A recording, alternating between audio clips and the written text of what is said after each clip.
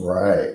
Hey, everybody. It's Jason Blaha here, just sitting here drinking my morning coffee, looking sexy as hell.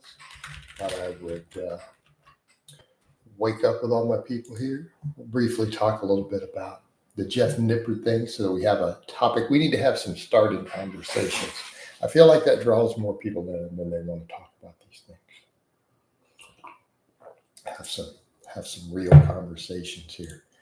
Give me a moment, guys. It's early in the morning for me to justify staying in these. I need to do all my other posts while we go.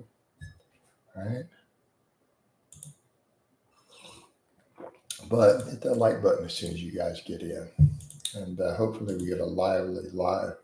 I'm not doing a vlog for TED. I feel like this week I don't have enough material unless I use this comp stuff. I don't know if we need a vlog midday. I'm not doing a lot of non-live content, but I feel like we don't really need it. The lives are what kind of keep this channel. It's been my best thing lately. At the end of the day, it lets me interact with my people. People like it, and ultimately, it gets me clients. That's the main thing. All right. Main thing is not flooding. Also, not flooding everything with too much content. Too much content's been a problem for me. Give me just a moment, guys. I'm getting some posts going on Facebook, and then I will be right with you people. But at least this starts getting us into people's feeds, right? The sooner the better. The sooner the better for getting into feeds.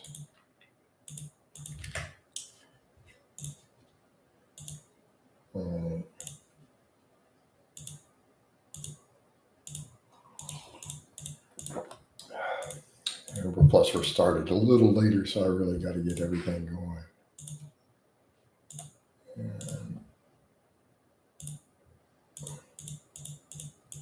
And I'll check over and we'll see who all is actually in here. But I think it's hitting people's feeds, so I'm not actually looking at the live screen yet.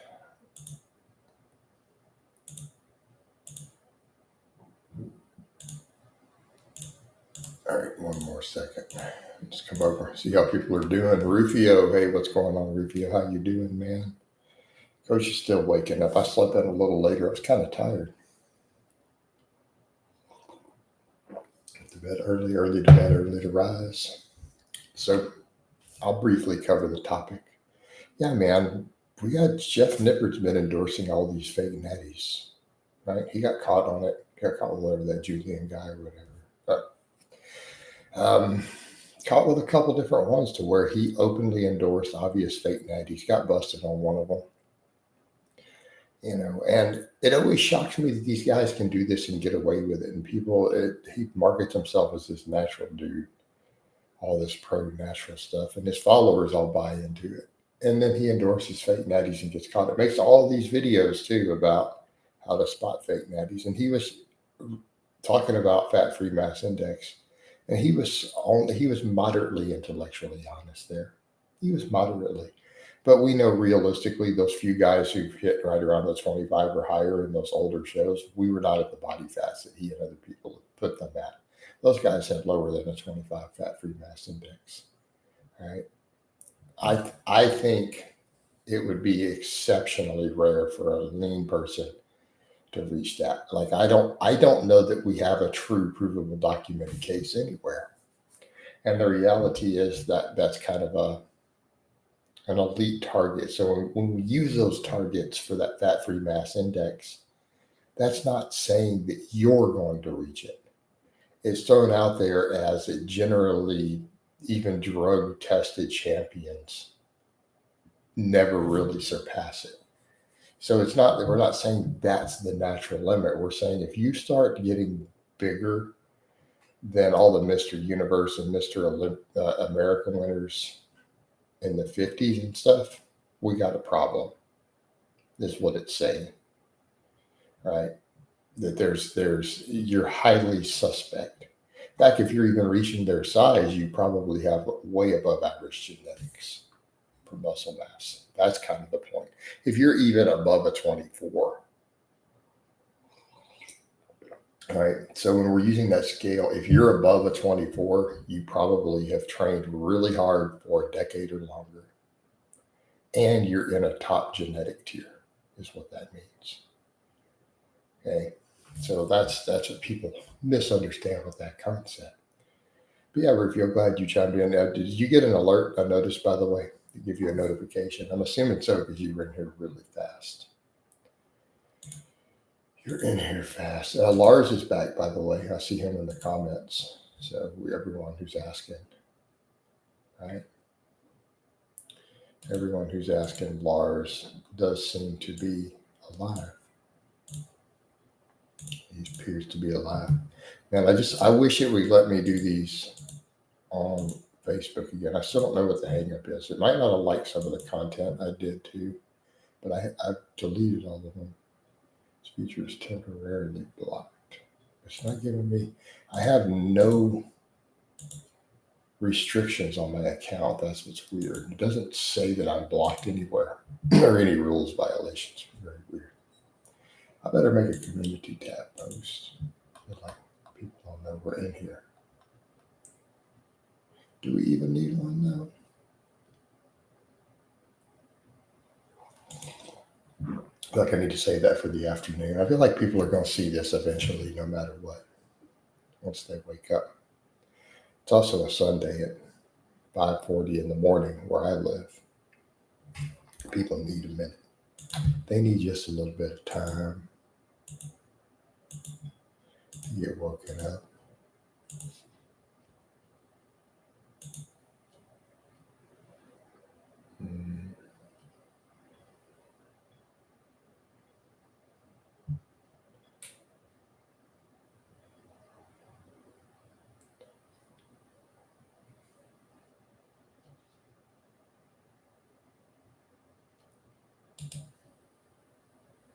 Delete that. You can also delete that.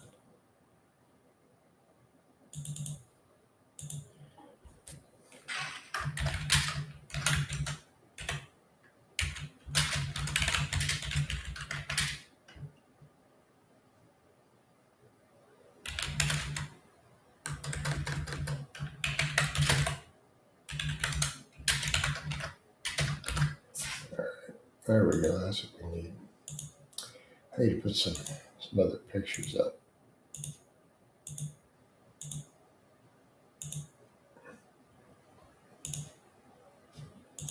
All right. Addicted to strength. Morning. How's it going? Man, I am not fully awake. That's what's going. I've been up about 30 minutes, but I always wake up. I pray. I do other stuff before I get in front of the camera. I need to shave my neck. I shaved my head yesterday. I need to shave my neck. That's what's going on.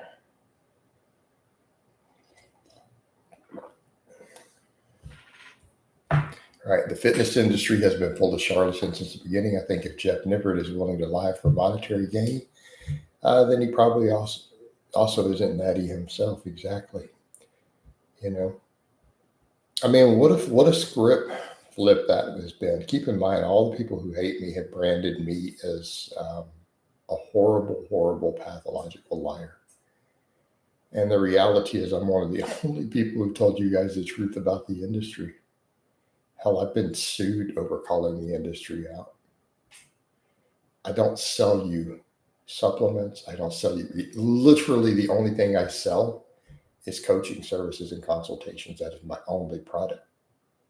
And I put up proof of my clients. And we get people who come through these feeds who said, I've done consultations with him. It was worth the money. I've had clients who come through who are clearly happy clients, right? I have multiple clients who come through these all the time. Like, there is no charlatanry. Those are the only things I sell. I do all my lifting with calibrated plates. I back them up with meat numbers at the same time. It's like I don't go into meets and hit 50 pounds heavier than what I lift in the gym, right? We don't, you know. So there's nothing fake. Like I'm the only one who's shooting it to people straight, right? And I don't sell anything. Like I don't even have an ebook yet for sale. no ebooks, no supplements, no products other than direct coaching, consultations. And like I said, people come through here vouch for it. There's so many people in these chats who have done consultations. I think people would be shocked because some of them do say, yeah, I've done some with them. They're well worth it. You know? So there's nothing for sale. These guys sell templates. They sell supplements, everything. Yep. Watched a few of your videos talking about white rice. You did a while back. Glad to see someone saying it's healthy to eat. And many people are afraid of white rice. Claiming it increases diet. Exactly. You know, and the arguments, what's fascinating, people will argue, then even when you bring up Asia, they'll argue back, well, Asia has, but not from the white rice. There's plenty of regions where white rice is their largest single calorie source, and they don't have these problems. You know, and think about how many athletes and bodybuilders do it. You know, and even Ryan comes here. Ryan is a client. Ryan is down almost 100 pounds in body weight. I put up some of his lifts, right? Put up some of Ryan's lifts. Ryan is down into the 220s from 320 pounds. He lives on chicken, white rice, and white potatoes, and then vegetables. That's like what he eats every day. Thus far, he is at 93 pounds of weight loss. He's benching 315. He's deadlifting 465. At almost 100 pounds of fat loss. He is stronger than then, so we can assume that's probably pure fat loss. The dude lives on white rice and potatoes. I mean, obviously, he's getting about 200 grams of protein in there, but most of his calories, and it's just fine. Right?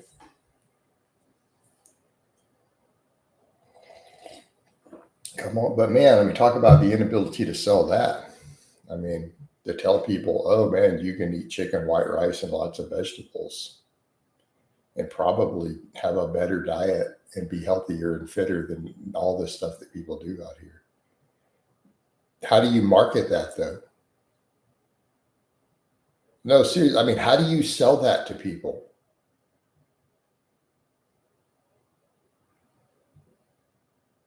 You say to the average person, man, you could get like 50% of your calories from white rice and be jacked and fit and lose body fat and get strong. Oh my God.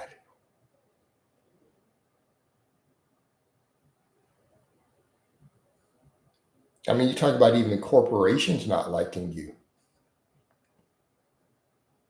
Think about why diets like that aren't marketed. And people, they talk about big pharma. How about big food? I think people forget a lot of this keto and carnivore data that they're pulling is all funded by the meat industry. It's funded by big beef and big pork. They're paying for it. You don't think that they have dumped money into promoting these diets?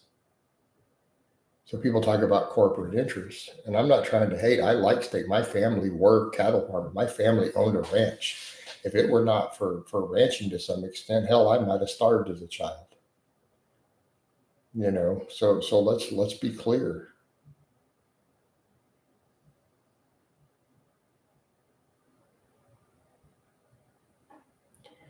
But really, you talk about something that, man, you talk about hard to market. Yeah, you can eat lean meat, white rice, and vegetables and do just fine, guys. Oh my God.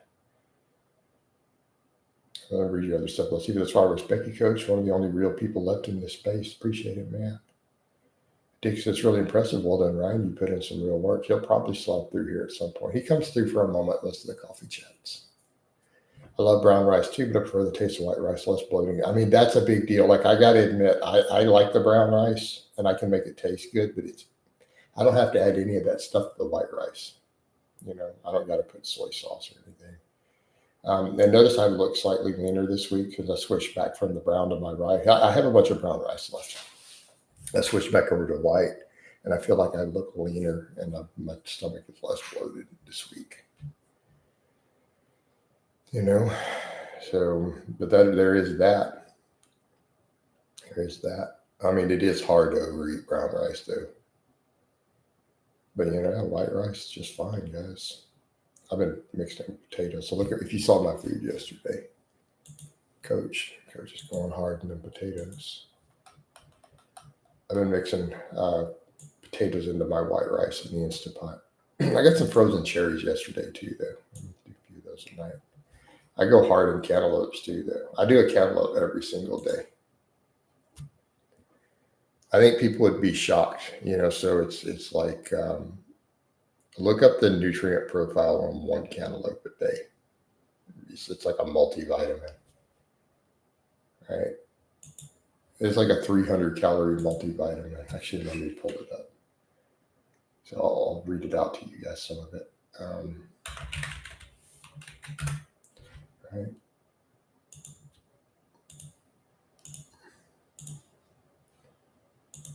I'm going to plug the cantaloupe in.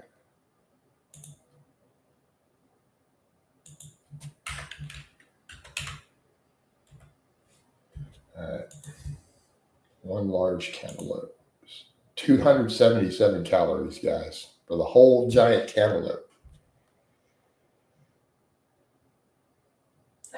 153% of vitamin A RDA.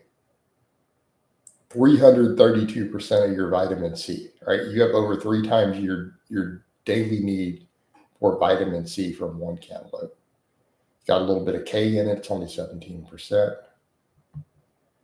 37% of your daily copper. It's got over 2,000 milligrams of potassium, though. There's a big winner, right? It actually has 20% of your omega-3 for the day. 23% of your omega-3 minimum for optimal health right there from a cantaloupe.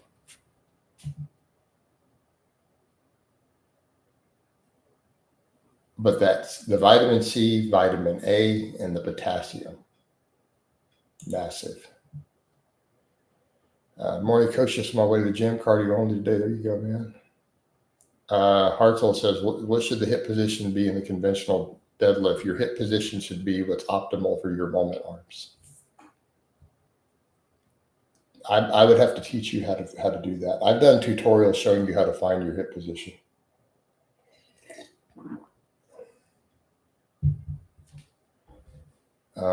Rufio, I hope you're trolling me with that.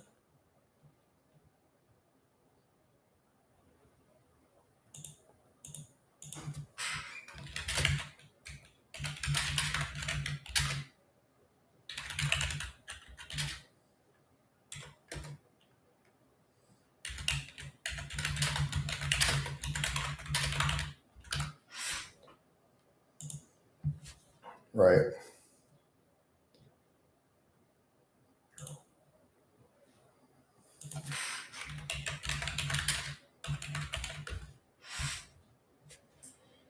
Oh.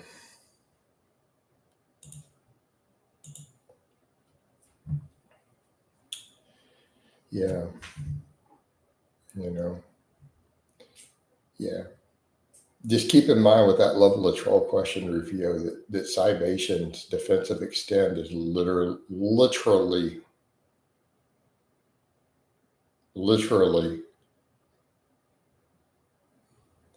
I mean, David, that's a good question, man. You do know I've talked about that it was posted in groups that original stalkers admitted they were getting $2,000 a month from Extend to create a hate campaign against me. They posted this in an open forum. Cybation was giving 5 of them $2,000 a month to orchestrate their stalking and hate campaign originally, like 12 years ago, that turned into what exists today. I've discussed this before. So I feel this is outstanding. I mean, David's raising a point, Rufio. There's probably not enough people that even vote here. But, like you do cross the line a lot, Rufio.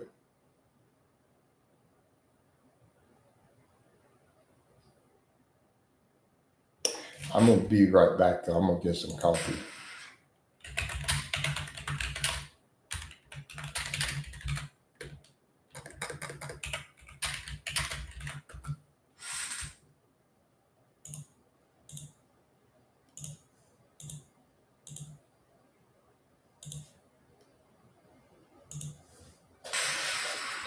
Exactly.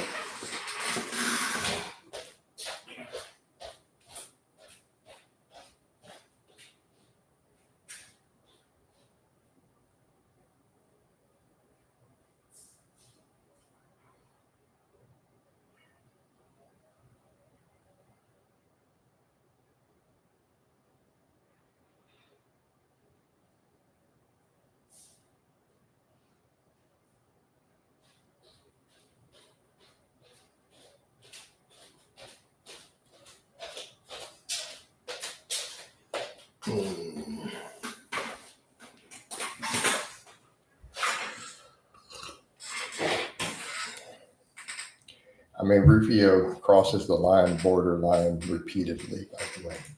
As I feel, and we know he does it on purpose. Like, he can't be that clueless. There's just no way.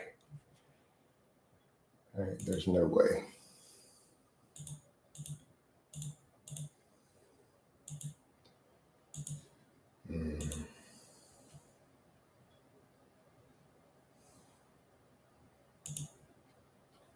He got silent all of a sudden. Well, he didn't say anything because he didn't ask that question and not stay. All right. Oh, that's right. I'll be watching you. All right.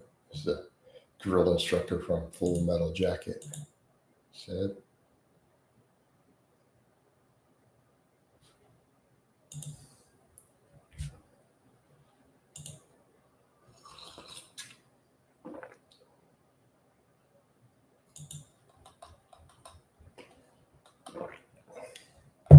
Hmm.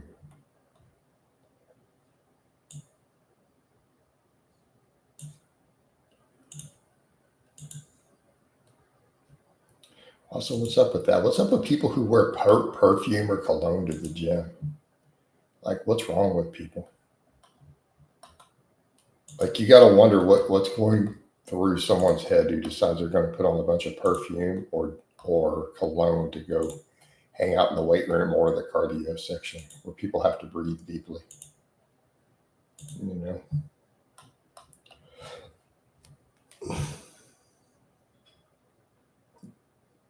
seriously, what's the deal with that? Why would anybody think that that's okay? You know, why would anyone think that that is acceptable?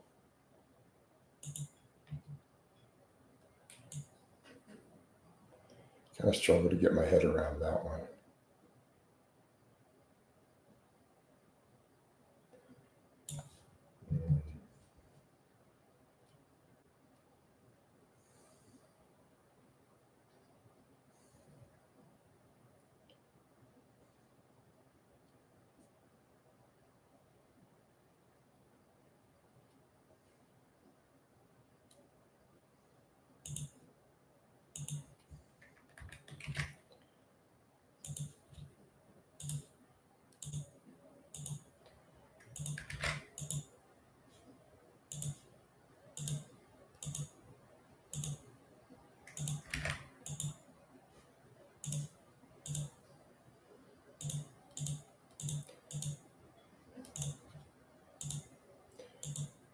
Be back momentarily here, guys. Trying to keep all my posts going.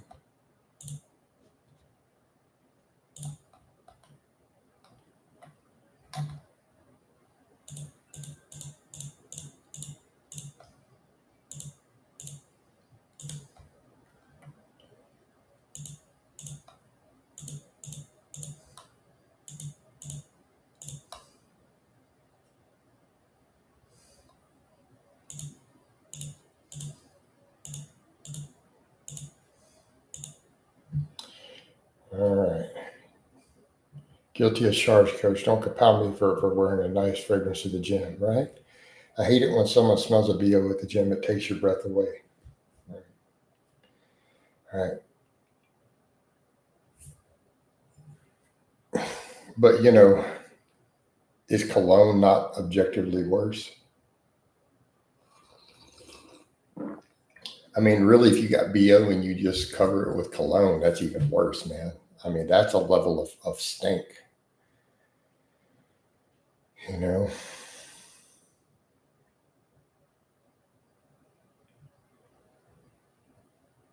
Yeah, you cannot smell like BO without cologne. Though, to be fair, right? Yeah, exactly. Like just doing a whore bath for your BO before you go to the gym doesn't help, man. You know?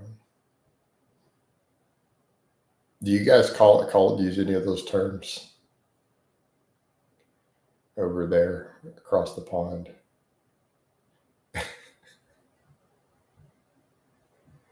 Oh my god, that's the Texan in me. He called it a whore bath.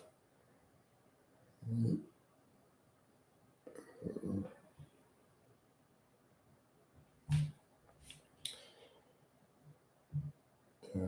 Shower before you go to the gym, guys.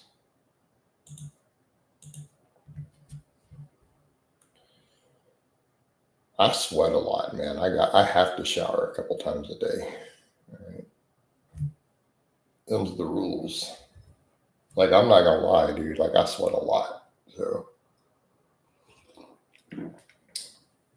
makes my life so much easier that I train in just shorts. Like my God, does it cut down my laundry? Cuts down on you know BO in the house because I can come in after I train and I can just go take a shower, right?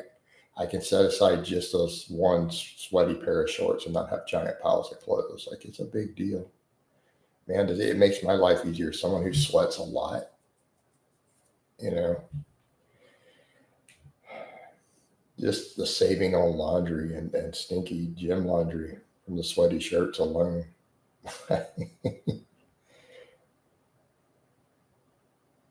Must be hell living in the cell of heaven. I've got a pretty good heat tolerance. I don't think people understand how hot it gets here, though. Like I have a great heat tolerance, but it is that hot sometimes. There is video footage of me training in the garage in over 100 degrees Fahrenheit.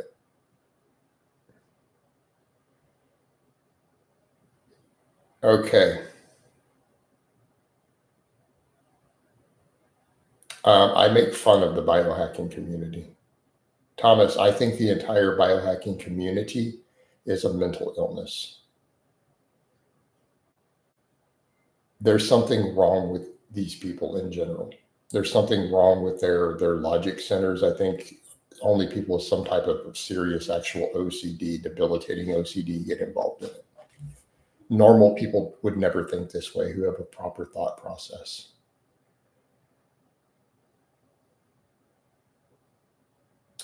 But I'll read your full question now. Thoughts on longevity biohacking community? They're mentally ill. Aside from being reasonably fit and strong, the obsession over every detail like it's a common in that community, taking 20 plus vitamins, pills, etc. pointless. Okay, here's your problem. There's no evidence for any of it. So the biohacking community, when you say biohackers, here's what I visualize. Biohackers are people who will find a single piece of mechanistic data in the cell in biochemistry. They'll find a single piece of mechanistic data and obsess over it, even when studies show it doesn't apply to real humans and real populations, right? In vitro versus in vivo, right? So people will obsess over things that don't even seem to be true, but they'll write a 3-page write-up even when they argue with you. People who follow biohacking, when they argue with you on social media, they'll copy paste a 3-page long explanation of something that's not even true, and what they do is actually harmful. The research will show, hey, what you're actually doing is harmful and negatives and not helpful, but they'll still obsess over it in spite of evidence saying otherwise, because a single point of mechanistic data shows something. They'll give themselves cancer over a piece of mechanistic data. It's a mental illness. The whole biohacking community has OCD, in my opinion. It only draws in a certain subset of mental illness, just like veganism draws in a subset of mental illness. Makes sense? You can't take them seriously. There's something wrong with them. They probably need therapy. Just calling it like it is. As someone who's had plenty of therapy, I know my own diagnoses. This community is a community with mental illness on another form of mental illness on display. So all these sub communities are almost, you could look at them and determine which mental illnesses you're seeing expressed in these fringe communities.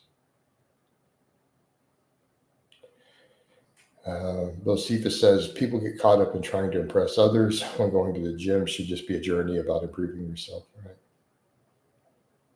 It depends. I mean, Bocephus, it depends on what you're doing. Are you a competitive athlete? I mean, I technically make my living off of this, all of this. Or what if you compete in something? Well, then it's not about just improving yourself. It's about competing.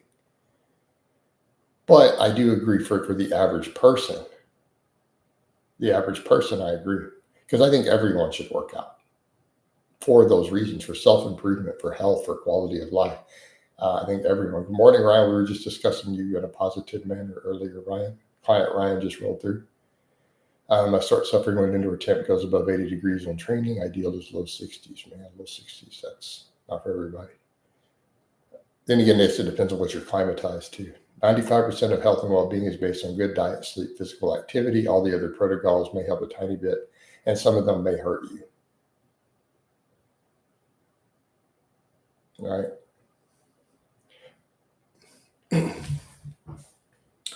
But keep in mind, biohacking type mindset is the reason that people jump into all this pro-saturated fat stuff while ignoring the actual real data. You know, here's an example. I mean, this is arguments of mechanistic versus what actually happens. How many times do you see infographics in fitness groups? I see them. I see this 7 days a week, 365 days a year, and I'm not exaggerating. This is not an exaggeration at all. I do mean this. I literally see this every single day, day in, day out in my social media feed. 365 days a year. I see whole infographics breaking down different types of cooking oils and fats and explaining why it's healthier to cook in saturated fat. All having to do with oxidative stress and oxidization of polyunsaturated fats at high temperatures. Now, anyone understand the problem with this? Hey, this sounds well and good, except that it doesn't, none of these things, even damaged PUFAs, if your antioxidant intake is high, it completely stops that, by the way. Your solution is to eat some broccoli. And I do mean that. There you go, problem solved. Right?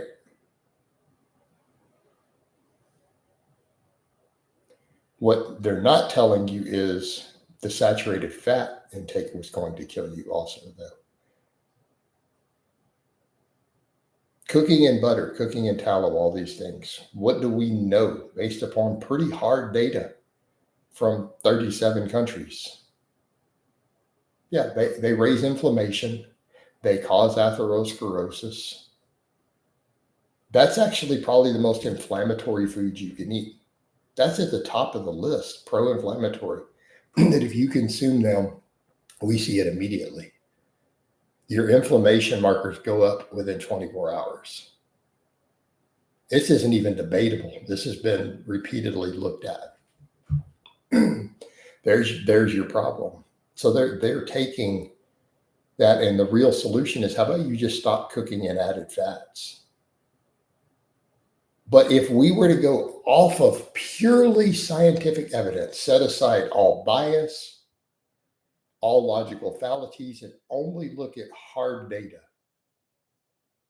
and I mean only hard data from around the world, what would be the least negative fat you could cook in? Would actually be the seed oils. Now, notice I said least harmful. Notice I didn't say you should do it. It would be the least harmful based upon all the available compiled research and data. You're still going to be a fat ass, potentially. It's still potentially going to make you fat, but your blood work will be a little prettier for a fat guy. You know?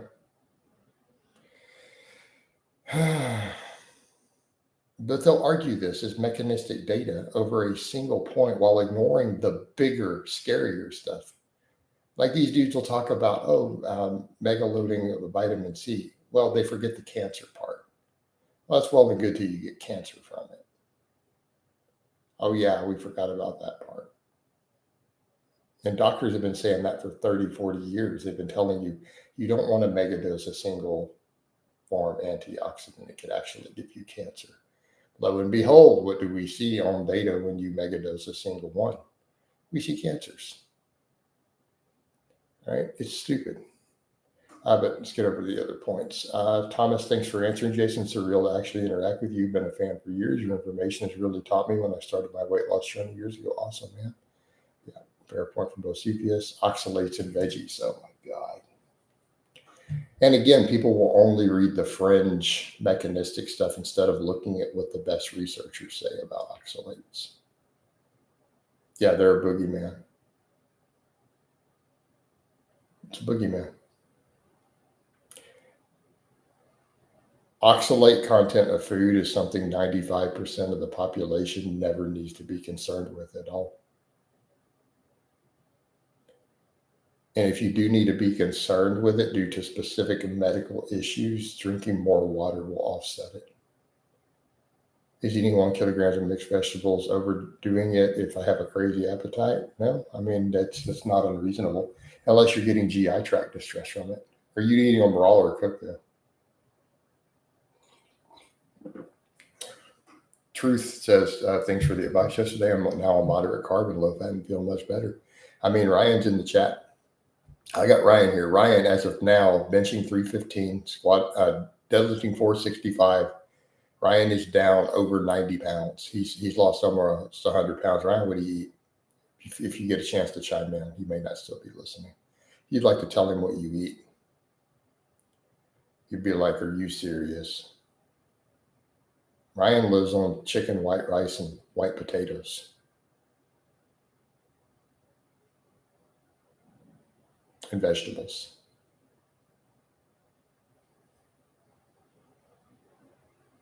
He's down like 93 pounds right now.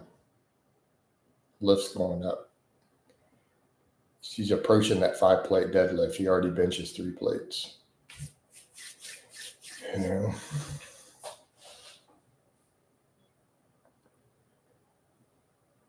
Yep. That's what he eats. That's been 100 pounds of fat loss.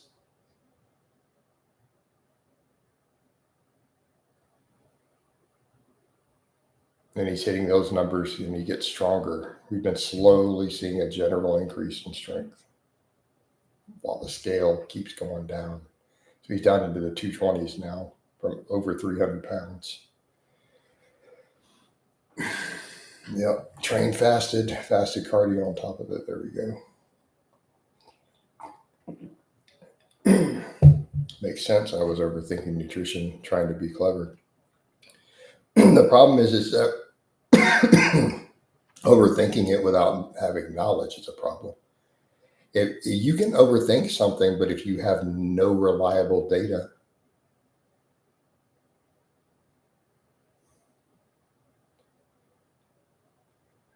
is Mike Israel a better bodybuilder than Mike Mentor? We're comparing different eras and different drugs, Hugo. I mean, are we talking from a competitive standpoint? Has Mike ever won anything? Has Israel ever won anything? I mean, we can say that Mike Menzer went crazy with the info he put out later, that he had completely lost his mind. We all agree. We know his stuff he went insane. But he didn't train the way that he sold later in seminars as a non-lifter. How far did Mike Menzer get in terms of bodybuilding competition?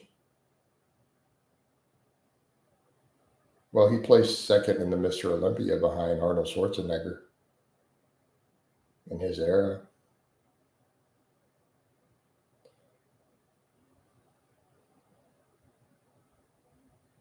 What happens is Mike Israetel's tried to get even a pro card. He's not been successful. I mean, so whether you like bodybuilding or not, objectively, there's not even a debate here.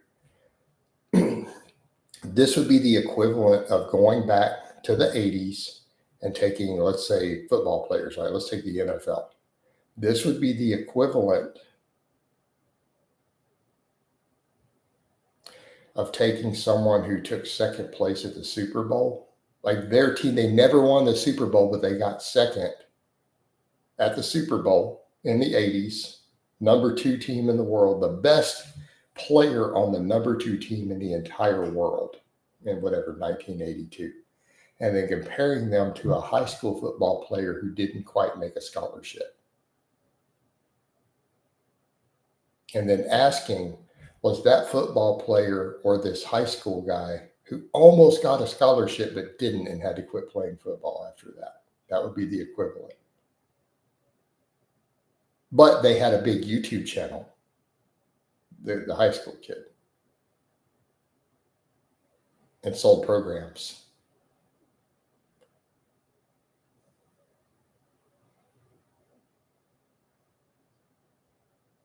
I always thought Dave Palumbo and Yates Physiques, I thought they were very different. No, that seems rather strange. I mean, I can hate on modern bodybuilding, but no, I don't think that's a fair comparison. Is eating a sub 2,000 calories as a man doing, okay, yeah, that's too low, dude. This way of eating, so there you go, Ryan. So this way of eating makes you feel good as well. Throw 2 eggs in and you literally have everything you need. Right? Yeah. Connor says, Jubs, I eat over 3,000 calories a day and he's losing weight. Yeah, but you guys got a fair amount of muscle too. Like me, dude. I was on like 3,000 for this last cut and I dropped 15 pounds on 3,000 calories. Well, I don't even count now. I don't even count. I just carb like a mofo during my feed window. I loosely track.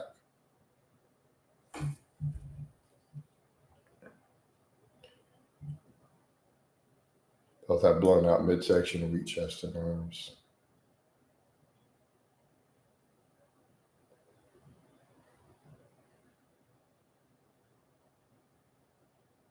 With things like Ozempic that have now been introduced, are we at peak obesity of human history? Do you think percentage of overweight people at this point? It is already going down, Thomas. Thomas, the percentage of morbidly obese has actually gone down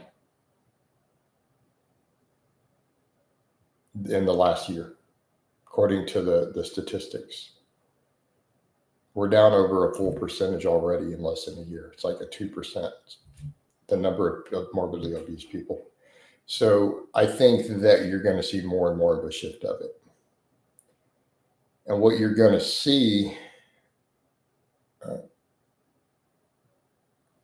what do you guys, Kapow and Truth? He's talking about Dorian Yates and Dave Palumbo. But that's, so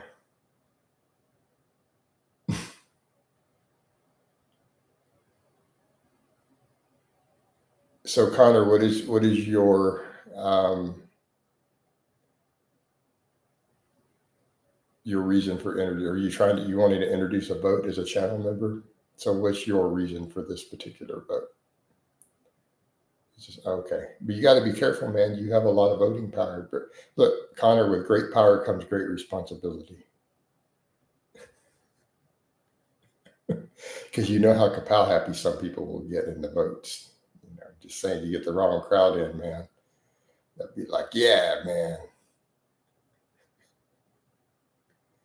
They'll be busting out the pitchforks. You know. Right. Says I don't track super hard. It's just more about protein, right? Right.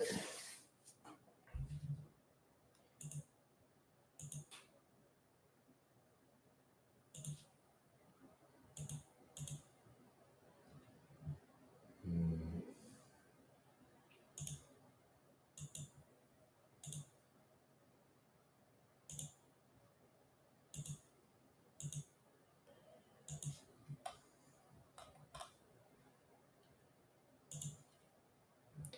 So yeah, man, you got to watch those capals.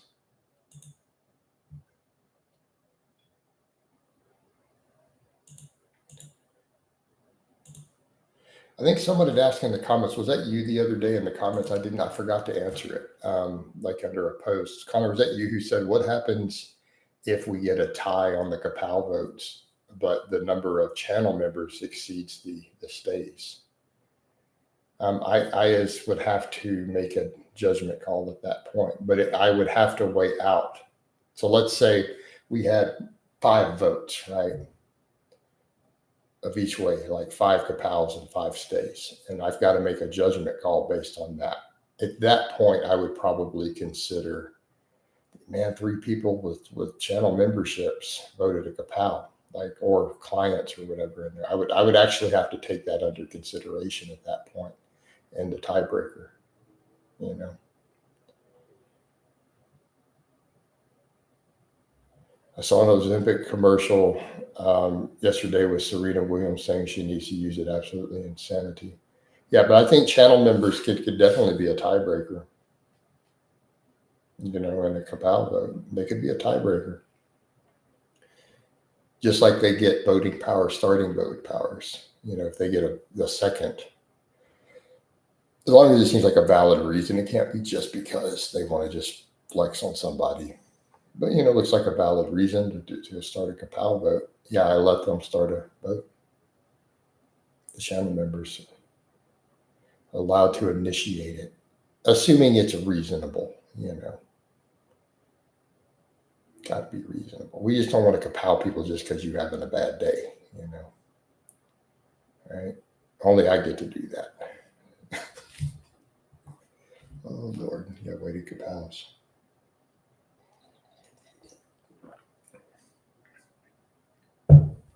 I mean, to be fair, I look leaner when I do really low carb. But I don't train better and I don't feel better. That's a big deal. I tried to explain that to people, like, whenever you've looked at this, they feel like I looked my best. And I'm like, but I was on no carbs.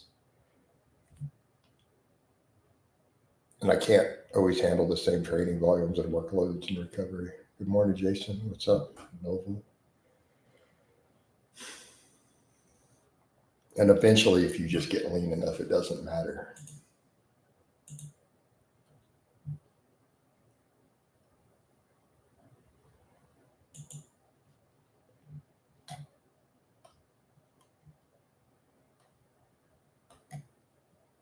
Right. I got a regular who comes through who's been following for years with the real thing, and he always points that out. He's like, "You looked way better last year," and it's like he doesn't grasp when I try to explain the carb thing. He's like, "You can still lose fat on high carbs." It's like he doesn't understand. I wasn't actually leaner. That's what he doesn't get. I was just holding less water in general because I was on no carbohydrate, less than 50 grams a day, whatever was in my peanut butter and vegetables. You know. Yeah. But in any event, yeah, Serena Williams saying she needs you. Why does Serena Williams need Ozempic? What?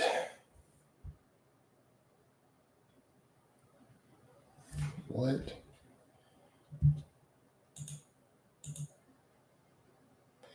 Here's been the interesting thing that people need to grasp with it, though, is that the Ozempic thing is bad for the junk food industry because it's people are losing their junk cravings while they're on it.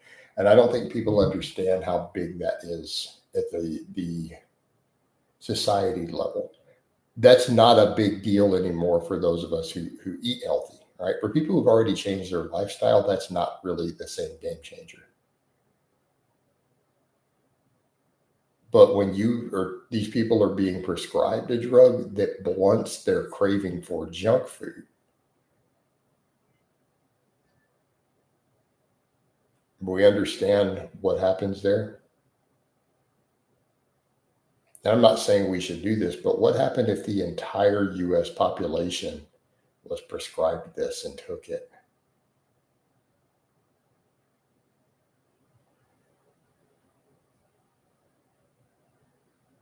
No Fugo, but they won't want to eat them. They're not going to crave the junk. So people lose their junk food cravings. You are aware that the junk food industries would go bankrupt within a month.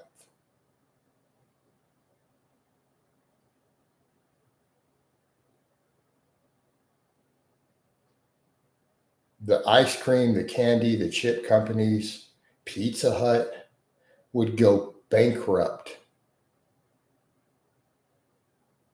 Well, when they come off, Connor, in theory, yes. But people are also, if they're making any of the lifestyle changes, they've now gotten used to not eating them. Okay. So this is a point of consideration. This is one reason it's been successful. But you see the point. What happens if those companies were gone? So if this were to happen on a large scale, those companies are going to downsize. They're not going to be able to support their current business models. So people have pointed out some of the junk food companies are reporting major problems. Already the trend in GLP-1s, the obesity rate is down 2%. Some of these companies are reporting record losses already.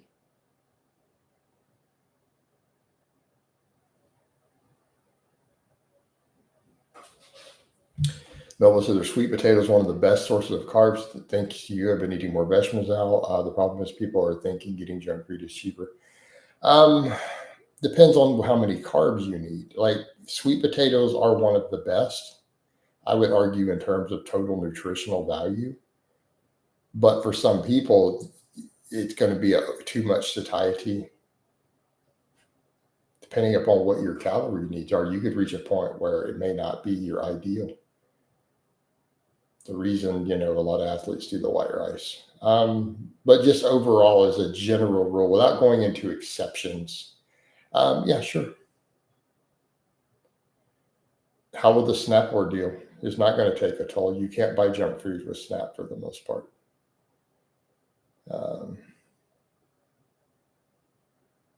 Time to short junk food stocks. Yes, Congress is a good point.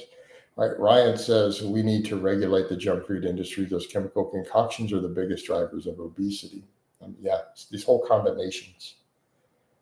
The whole hyperpalatable situation is a problem. It's a problem. But how do we go about regulating it's the real problem.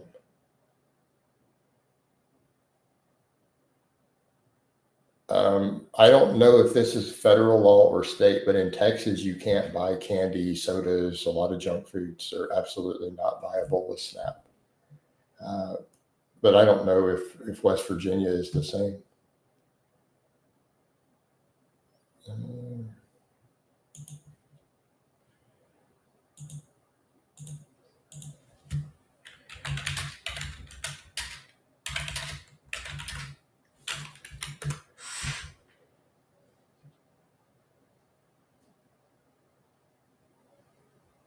Let's see what the USDA says, because there's going to be state laws on it.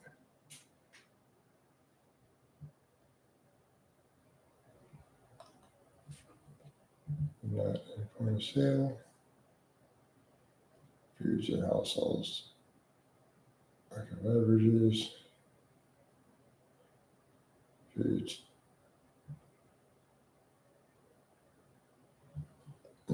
Just only seeing fruits, vegetables. Let me see.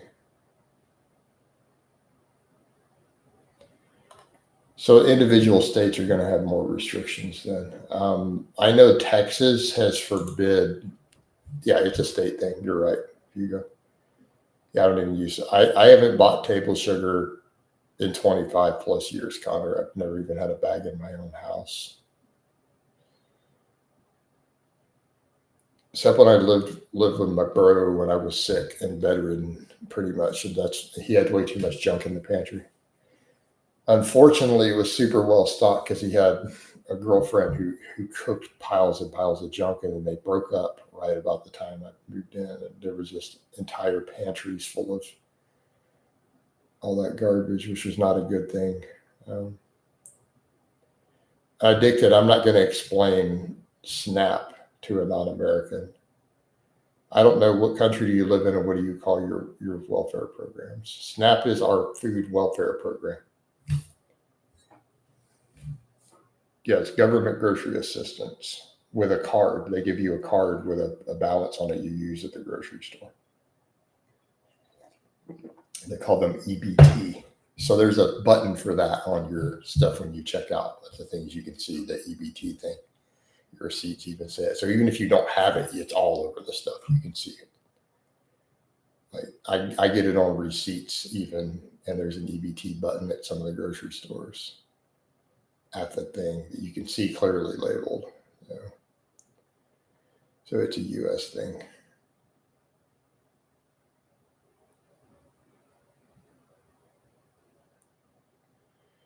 I haven't. Yeah, I mean, I'm not saying I've never eaten. So Connor, are we talking about on cheat days if I'm eating junk food somewhere?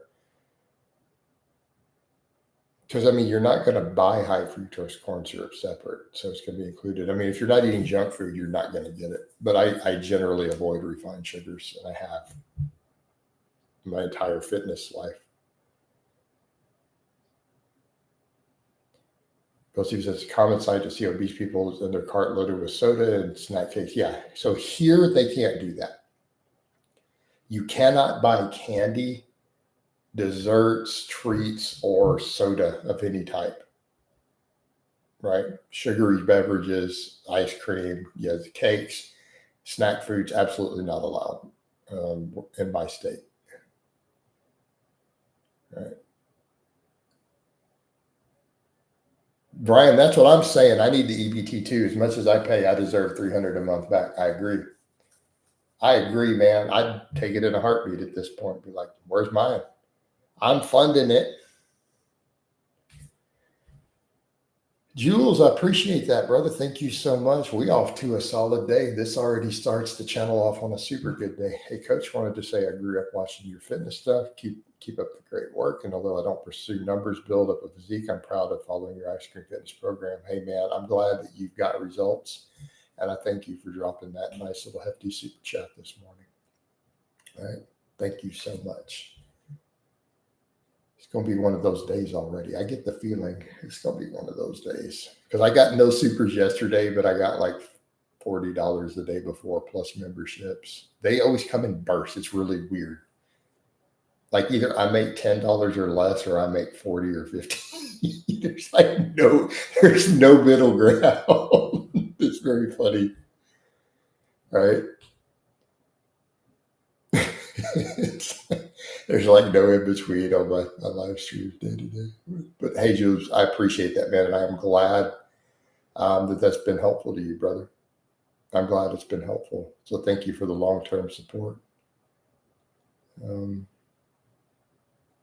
Yeah, so he's in the UK. Yeah, the UK has they have their own programs. But you guys have a more extensive welfare system. They divide this up in the US. So the way the US works, each benefit, we call it welfare, you guys call it benefits. Each benefit system is a separate payment system, right? So they don't just give people straight money unless they're on SSI or something. So, and usually that's hard to qualify for. Like when I was medic, and this is where this creates the hate of people who think I'm on welfare. I was on SSDI many years ago. I haven't qualified in well over a decade. Well over a decade I've been off of it. I don't qualify. I medically can't qualify. My income disqualifies me. Like I would go to prison for getting it. If I tried to get it and I conned them into it, I would be in federal prison. But SSDI, I had to hire a lawyer, and I had to go to federal court to get it with doctor letters and a lawyer. It took me 2 years in court. And then they had to give back pay. But as far as, so a federal judge ruled it and said, okay, yes, you do qualify. And we'll give you this whatever amount of back pay, and then your lawyer gets a cut of it. But outside of that, generally, they don't give anybody cash. It is only through your Social Security retirement system that you can get any cash. Right? Yeah, I was in the UK for 3 years. Yep. So for the non-Americans, so they understand everything else outside of it, unless you have a disability, so that you get either SSDI for your early retirement if you paid in, or if you become disabled and you didn't pay enough in, you get SSI. But if you get SSI, they regulate what you're allowed to own. Right? You can't have assets or they will cut you off. And it's like something stupid low, like $700 a month. That's all they give you. Okay. So outside of that system for disabled people, the different programs are individual vouchers. They don't just hand you money. So they give you a card that you buy groceries with a balance on it at the grocery store with its own setting at the terminals. They give housing vouchers to where they pay the landlord or whatever amount for people who qualify. Right? So these are government vouchers or cards they give. They're separate programs, sometimes run by completely separate agencies. Sounds strict, probably tackled. That's a big part of what's going on is people trying to tackle and balance it. This first time I didn't get a notification, I have email on the phone. I don't know what's up. Limitless has been a strong super so far. It's been a strong super so far. All right. So for the record, so that people understand how SNAP works. When I was on SSDI, I didn't qualify for SNAP. My SSDI payment was too high, and my back pay, all of that was too high for me to qualify for SNAP. I couldn't get food stamps while on that because my income and assets were too high. So just so that people understand how that works. So though I was considered at the time, and I'm no longer, so I need to be clear, I am not considered medically disabled. I haven't gotten a penny from the government, and I don't know the exact year, but it's been way in excess of a decade. Like definitely predates the fake Merck stuff, right? So we're going way back. So when I was medically disabled, I still didn't qualify for SNAP. I had too many assets. Like that was a disqualifier. My bank account had too much money in it. I had too much monthly income with my current assets. So I never qualified for that. Most people who are getting the food stamps, it's usually low income earners, particularly with kids. If you got kids and you don't make money, but that's the other argument people have. That's an entire argument. Why are people with jobs not making enough money? Because they require you to work. Like, so in Texas, for example, unless you are disabled with low enough assets, they require you to work at least part-time for people to qualify. So it's people who are getting it are generally, they're either disabled or they work, but they can't live within their means. So the number of children you have stacks up to how much money you're allowed to make and still qualify. It's very complicated, obviously. So the problem then is that people will argue, so why are these people cranking out 4 kids? Right? So that's what they're talking about is welfare abuse. And, you have, or they'll call it like the welfare queen. Like she works part-time enough to get all this stuff. She's got 4 kids as a single mom, then gets government housing, gets whatever, $300 per kid or whatever, and herself. So yeah, you'll get people like that who they're getting over $1,000 a month in food stamps, and they're getting government housing. It's just very, very complicated. So this is what people don't like as far as abuses of the system. Like, why does this single woman have 4 kids? What's going on here? Connor says the UK government benefits both give people too much and nowadays penalizes those who build up savings, so it keeps the broke people broke and unemployed, right? I mean, it's the same way here. Like, unless you're on SSDI, all other benefit system absolutely look at your assets and bank accounts, right? They absolutely look at that. Coach, is it possible to build a good chest if you have a dent in your chest? I don't know, Limitless. I don't know what a dent in your chest is, so I have no way to answer that.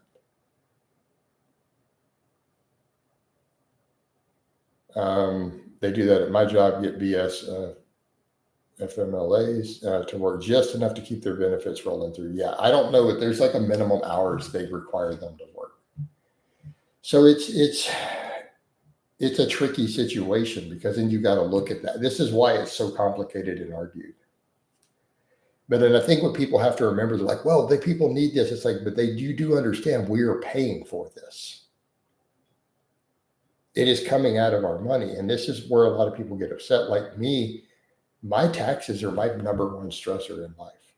Like, straight up, my income tax is my biggest life stressor. Day to day, week to week. My federal taxes to the US government are my number one life stressor. More so than haters, more so than other stuff, more so than everything else. So my taxes are my biggest stressor in life.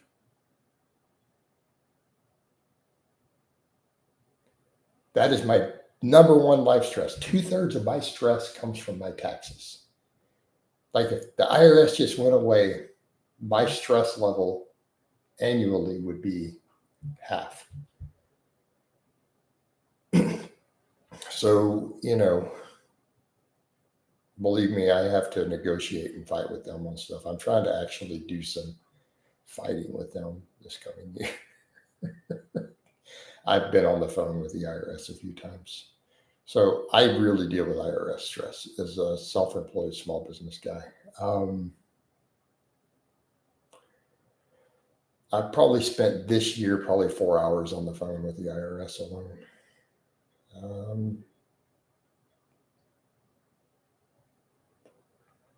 All right. So I care. But I'm not saying we shouldn't have a safety net at all. Like, I'm not opposed to all welfare, but there comes a point where it's like, I'd like to see more regulation. Taxation equals theft. I agree. Jeff says nerd, it annoys me. Jub, so hey man, dude, that's 2 supers in a row. It's gonna be one of those days, man. Great stream, Coach. Before I head off, as my maintenance is 2,500, and I want to be 3,000. Do you think it's smarter to eat at 3,000 for a long period? So Jubs, here's what I would say.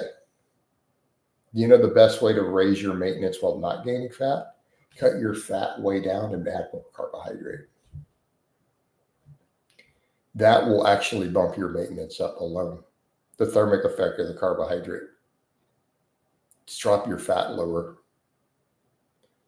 or add more protein, Jubs. So think in terms of nutrient partitioning and which foods you're going to do that. Like, my maintenance is like 3,500 plus. Yeah, just walking more will help too. Yeah, I agree. Is general activity. But yeah, walking, extra walks. You take an extra 30-minute walk every day. You'll feel better, and it'll bump that up. Right? Also on top of it. But mainly look at stuff of taking dietary fat down and adding some extra quality carbohydrate will actually improve that. Throw in a little bit of extra walking, and you might not gain fat at all. doing that trying to build lean tissue. I'm gonna give the best answer possible when a guy. I'm gonna give detailed answers if somebody's dropping supers like that. Let's we're almost at consultation level answer. So absolutely, that's what I would advocate. Take the carbohydrate up, cut the dietary fat lower, start walking more, and your maintenance may go up several hundred calories just from that. And if you do it that way, yes, you can continue to build lean gains that way. All right.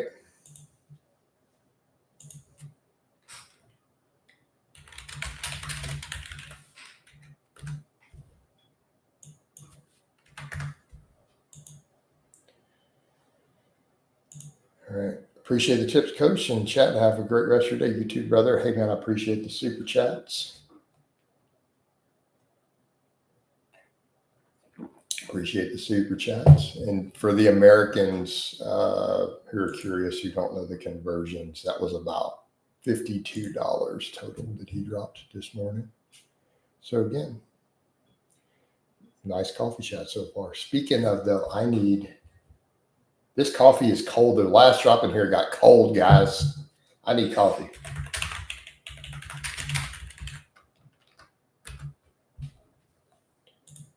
Coach, needing some coffee. We got to get the coffee paid.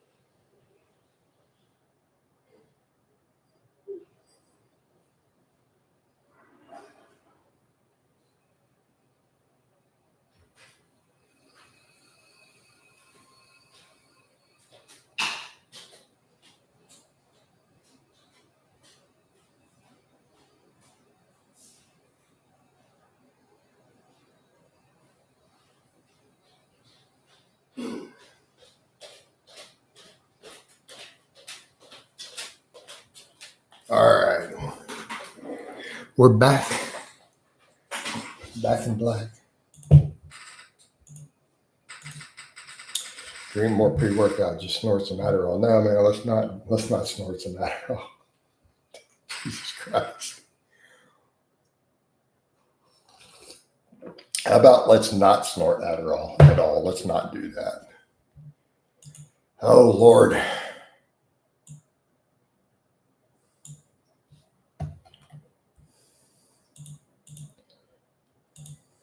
People do crazy stuff like that, though, don't they? Why?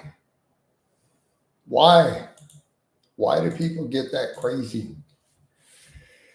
They do, though. That's the craziest thing, man. It's like you're not even making that up. That's the you just don't understand people.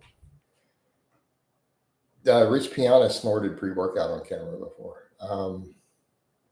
No, specifically. So are you asking what I've been told by exes, like in conversation? You're a psychologist, right, Connor? You're a therapist, I believe you said. You ready? He crushed up Oxycontins and snorted those every day.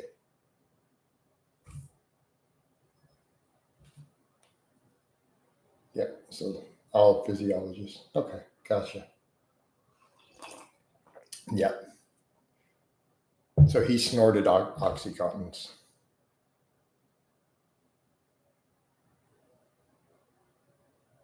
Yeah, he was addicted to them. So this is, I've heard directly.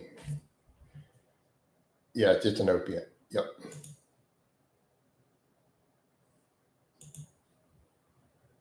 Tim Robinson.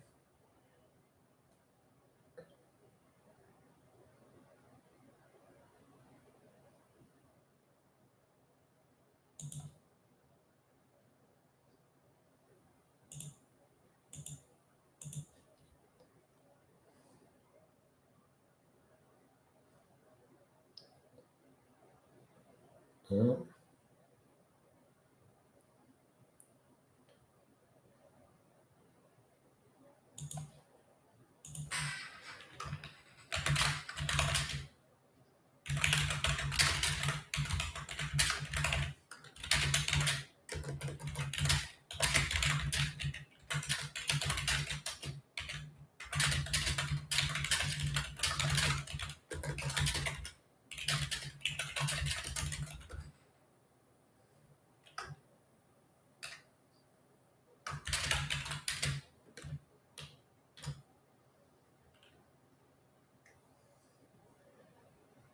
Mm.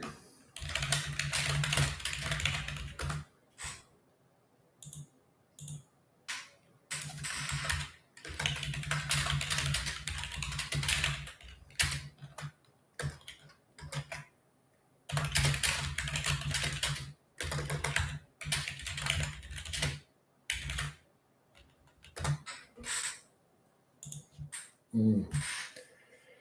Oh yeah, recipes of the Natty King. Makes sense. He used to drive it like 140 and was rather eccentric, right? Tonner, hello Jason. Ah, I see you're back. So how's the training going, Tonner? Tonner has agreed that he needs to check in and get back under the barbell.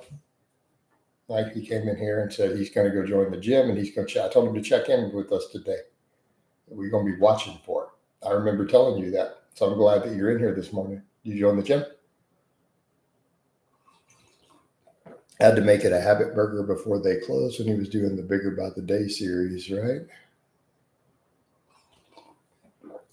Oh man. I know. And yeah, crazy. If you go Bigger by the Day, it was entertaining but so dangerous. I think it contributed. It did. The death cycle, right? Nice background displays, coach. Is that a pink? No, dude, that's bag puss, man. Homie don't know about bag puss. You are definitely not a channel OG if you don't know about bag puss. Hold on. He does not know about bag puss. Oh man.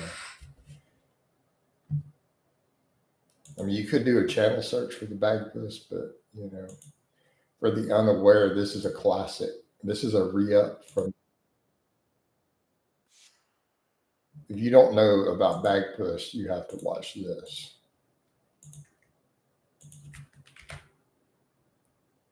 There you go. It was a good first day. I've been to the gym. Yes, coach. Good stuff, man. He was 45 and that heavy dose of anabolics. I mean, all that stuff. You thought what was a night for you go? I remember the Orc mode workouts, right? There we go. When bigorexia gets that bad, any level of wealth isn't worth it. Yeah. And Rich was not wealthy near the end. People forget that. That was a fake lifestyle. He rented everything. And he lost all of it. You know, keep in mind, he only owned 2% of his nutrition company. Someone said a mic. No, this is my mic. I got my blue Yeti. Packers. I just noticed I didn't know you. I still had it. Someone asked me to bring him out for a super chat a couple weeks ago. They dropped a $7 super chat, and I put him back.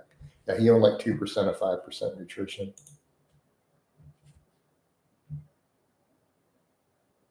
All right.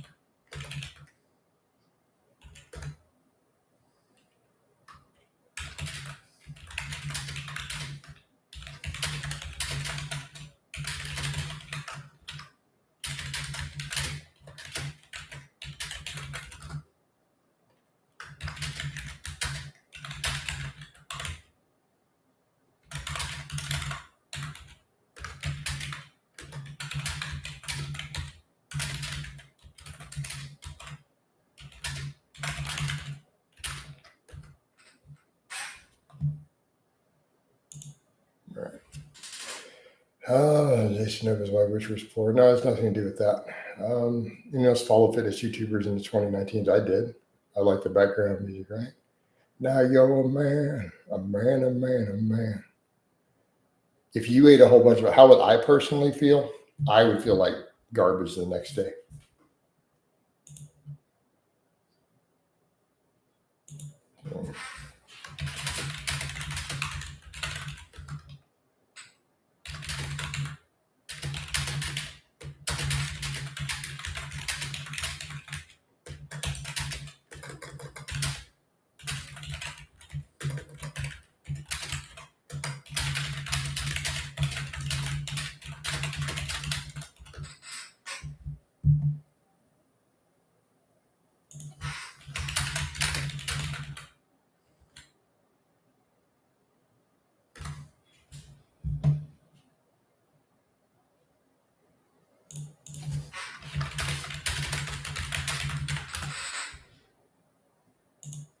All right, guys. I've been in Jerry's today for old Rush. What creates the garbage feeling though? No. The response, all the sugar, the inflammation. So when you don't eat junk food, right? So here's the thing. When you don't eat junk food, you're not inflamed all the time. You get used to not having the inflammation from all the garbage. The average person doesn't understand how high their inflammatory markers are from all the refined sugars and the saturated fat and stuff they eat. You're used to being inflamed, so it's not a big deal. When you get used to not having all that inflammation in your body, and then you get a big surge of the refined sugar, the saturated fat, the shift in water, right? The spikier spikes in your blood sugar, you're not used to it anymore. So when you eat all that junk, a lot of times the next day you're like, oh my God, it can be almost a hangover type effect. When you eat junk food every day, you're just used to it. And this is something a lot of fitness people who've been obese, we go through this. I have conversations with other people I know who've gone through these sort of things. When you're used to eating garbage, you're just used to feeling bad.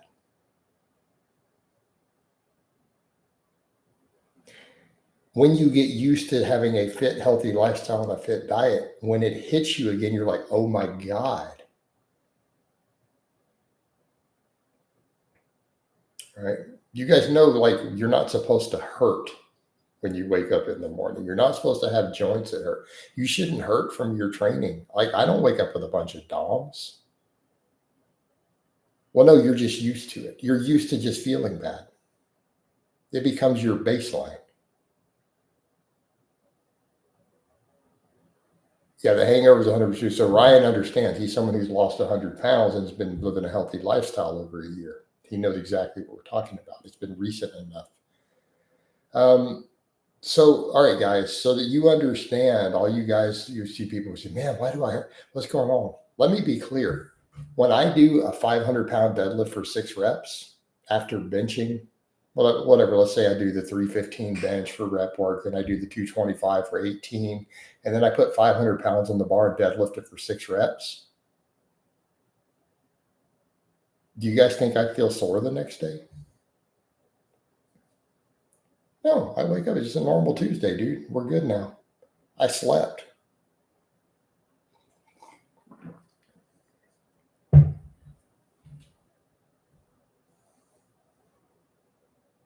Okay. I'm good. I don't get all sore and my body hurt and just go, just no. And I'm 48, guys. So, hey, PS5, you asked me to write you a book. So PS5, you might want to name a specific drug in a specific country and ask me what the specific market rates vary on that particular drug in a given country, and I might be able to tell you. Your question is way, way, way, way, way, way too vague. No, in today's world, gear is not expensive. There's a reason so many bodybuilders are massive. No, dude. For the average person, if they were running moderate cycles in today's economy, they would spend less than most gym rats spend on supplements every month. Steroids cost less than supplements do at this point. But it depends on what you're taking and where your sources are. Right? One guy's paying $25 for a bottle that another guy's paying $150 for. You know? Morning, coach. Enjoying chicken wraps after a successful ice cream machine repair battered from rugby yesterday, right? Literally limitless energy. Yeah. Eating healthy is the elixir of youth, right? This is why coach carbs up. I carb up hard in them evenings. Used to have severe back pain when I was 300 pounds. I've experienced much less muscle pain when powerlifting. No way supplements are more expensive. Oh, someone said I have big arms. That's funny. People give me a hard time about having arms that are way smaller than the rest of my build. I appreciate it. No, dude. So Tomner, no test is not expensive. No.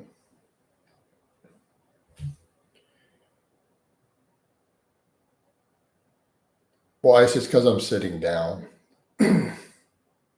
So you have to think, I actually get a hard time for my arms being disproportionately small. Let me show you.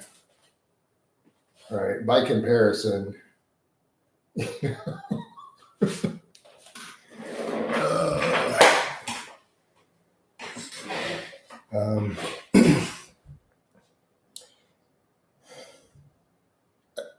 no, Spice, you're not going to come in here and drop thirst traps on us.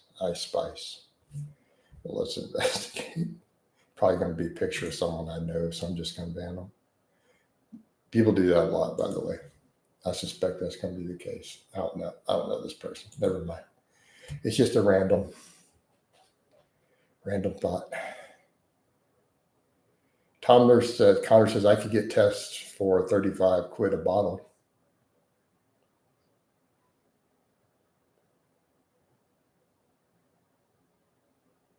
Yeah. When you start getting Primo for less than 20 quid a bottle, then we need to talk. Then you're connected.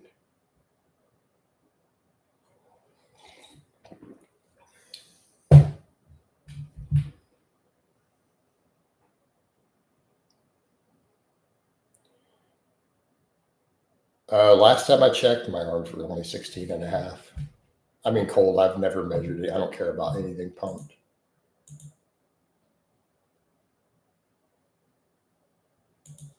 We'll see what happens from just focusing on weighted chins for a while, though. I'm curious to see what they do.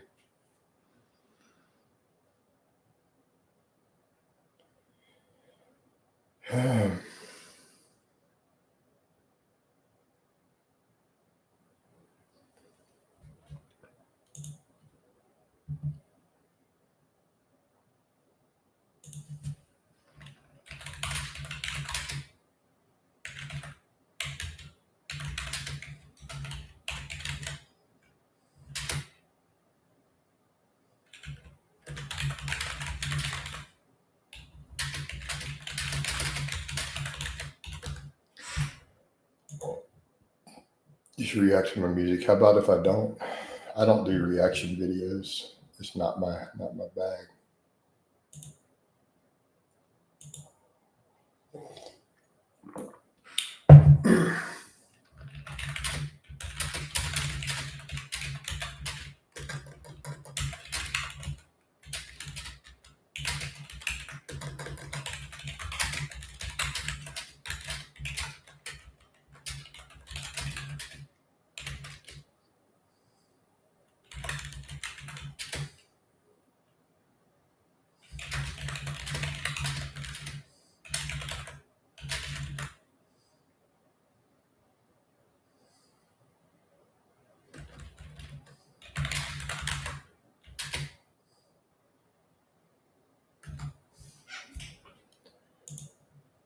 Right. My 30s. Oh Lord. Oh my God. Yeah, she thinks I'm in my 30s. That's been a long time. Oh God. You could have multiple. No, you should only have one wife at a time. My first wife is deceased, by the way. And then I have an ex-wife overseas in the UK. That, you know,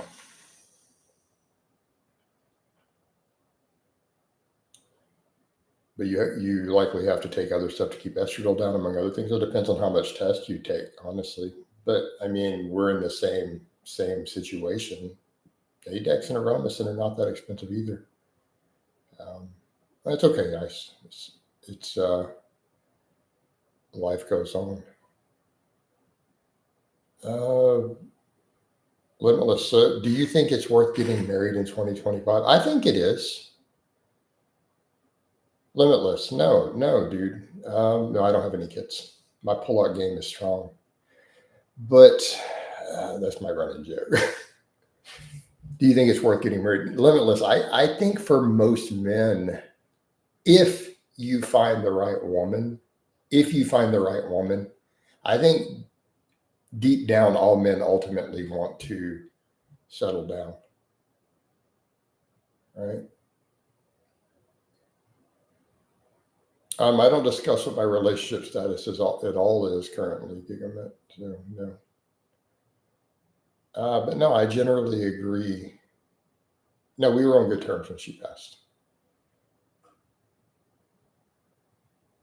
So,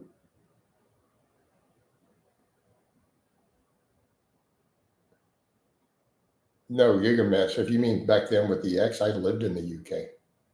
Remember, I was in the UK for 3 years while I was married. My channel originally here was in the UK, and then I moved back to Texas. Fago might be new, yeah.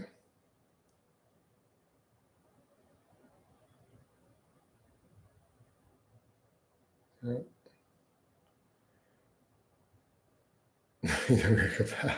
David's called America Pal.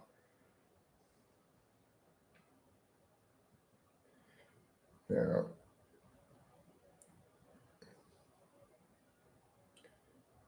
Coach, I've had 2 sandwiches, Greek yogurt, and I'm still hungry. Like how? What do you mean, dude? That wouldn't fill me up.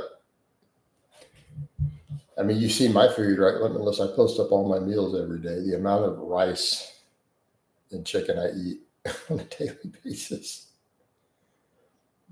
But as far as your other question, no, man, I think ultimately, I think most men will be happier in the long term if they settle down and get married. But you got to find the right match, right? You have to find the right match. You've got to find someone who's a good match for you. I'm a power lifter. I compete in strength sports, and I'm a full-time coach. I've been popping in periodically for about 8 months, but I've followed Jason since 2018. Yeah, I don't ever eat bread personally. Like I'll overeat it.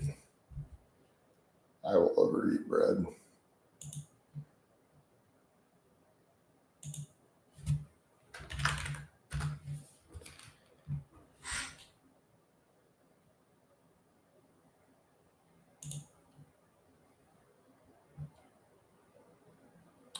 Linda says, "What if no woman wants to settle down with me, Coach?" Well, you got to work on that.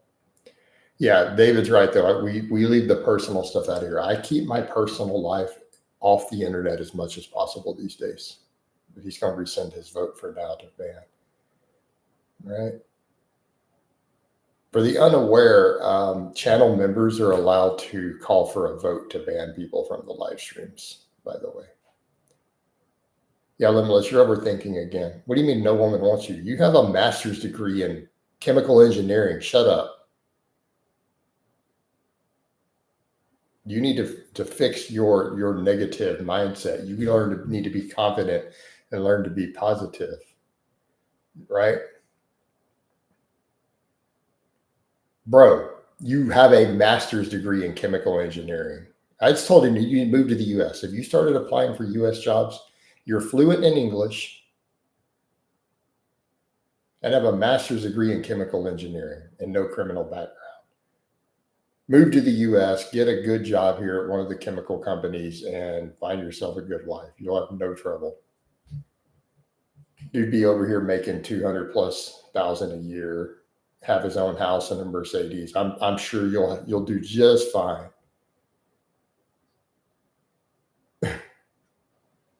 No, he's buff.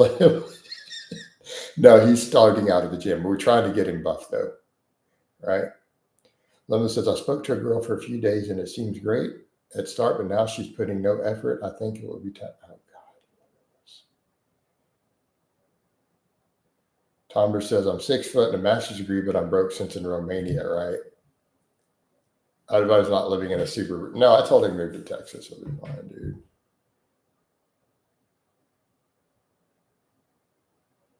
So you go work on getting your work visa, man. I mean, Limitless, you'll do fine here. And even though you're like, well, I'm not going to know the culture, but you're like, because you're from an Asian country, there's enormous Asian populations in the Houston area. But just be aware they're mostly Christians. Just so be ready for that. But you go to church, man. It'd be good for you. Right? Meet a good church girl. All right.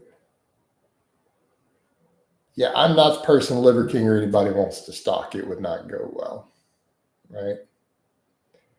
Keeping in mind I'm a firearms and ballistics aficionado with a rather extensive collection. And you guys have seen my shooting skills. Yeah.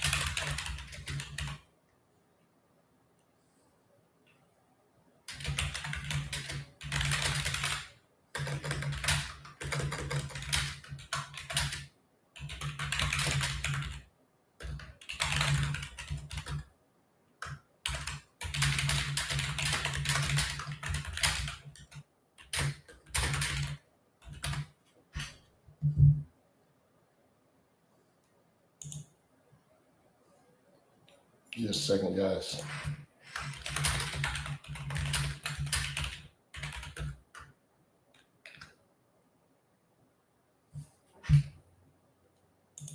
All right.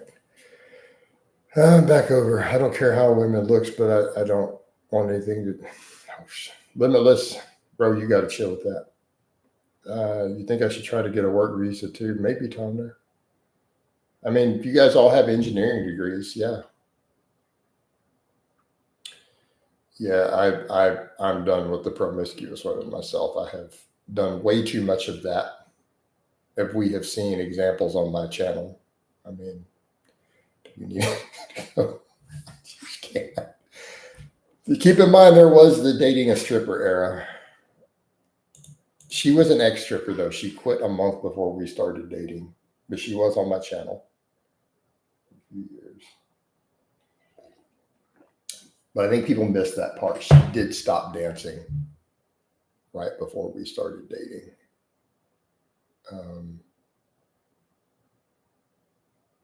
But a bunch of her friends, yeah, that crazy. Oh God, I know, right? I know, Ryan. We know her. You and I've had conversations about this stuff. You don't have to go to clubs, dude. No, you don't got to go to clubs to meet women. You meet a girl at church.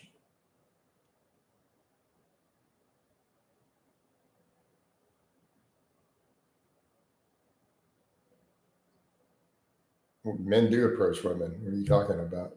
Gym's another fitness organizing place. You're great. No, the gym is not the best place unless they come to you. You don't approach women at the gym. It doesn't go well. No, dude. Men approach women all the time. What are you talking about? No, I start random conversations in the grocery store. I'm just a friendly person. Dudes have to learn how to be friendly. It's a lack of social skills, guys. I could never approach. It's only because of they're too used to it. Women are tired of being harassed at the gym. That's the problem.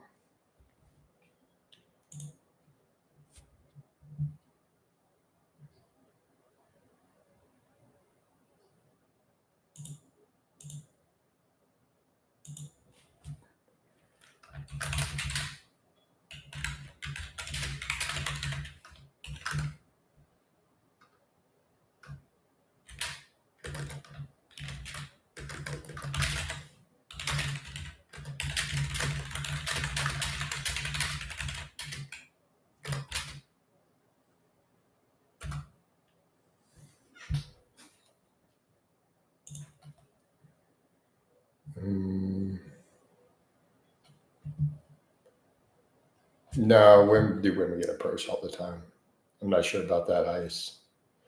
You're just getting caught on a TikTok video saying you're a creep. I don't think that's that common either. No, because women complain that dudes do it all the time. So I know tons of women who lift who deal with this all the time. They complain about it. So dudes do it every day at the gym. Being online chronically has killed many dudes' social skills. I think lowered testosterone levels. It's excessive video gaming, excessive internet time, not meeting people in real life, lower testosterone levels. There's a lot of factors, guys. Yeah, you should go to the gym. Everyone should go to the gym, but definitely could approach in a church or an event. Yeah, absolutely, dude. Church is a good place. Guys, go to church, man. It's a good place to meet girls.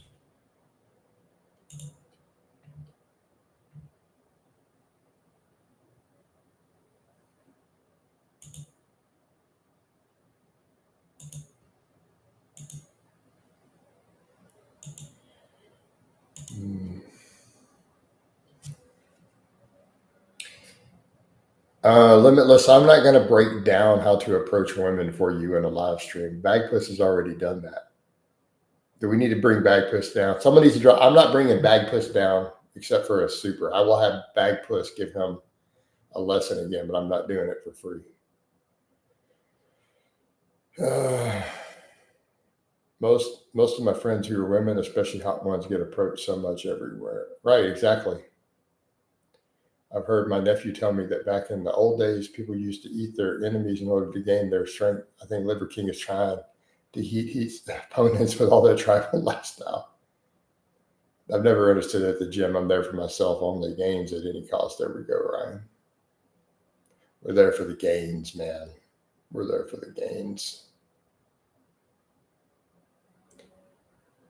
But being a strength athlete, I tended to get, if I went to anything other than a powerlifting gym, people like stare when you train. As soon as they see you add that fifth plate to the bar when you're doing rep work on a deadlift, the whole gym starts looking.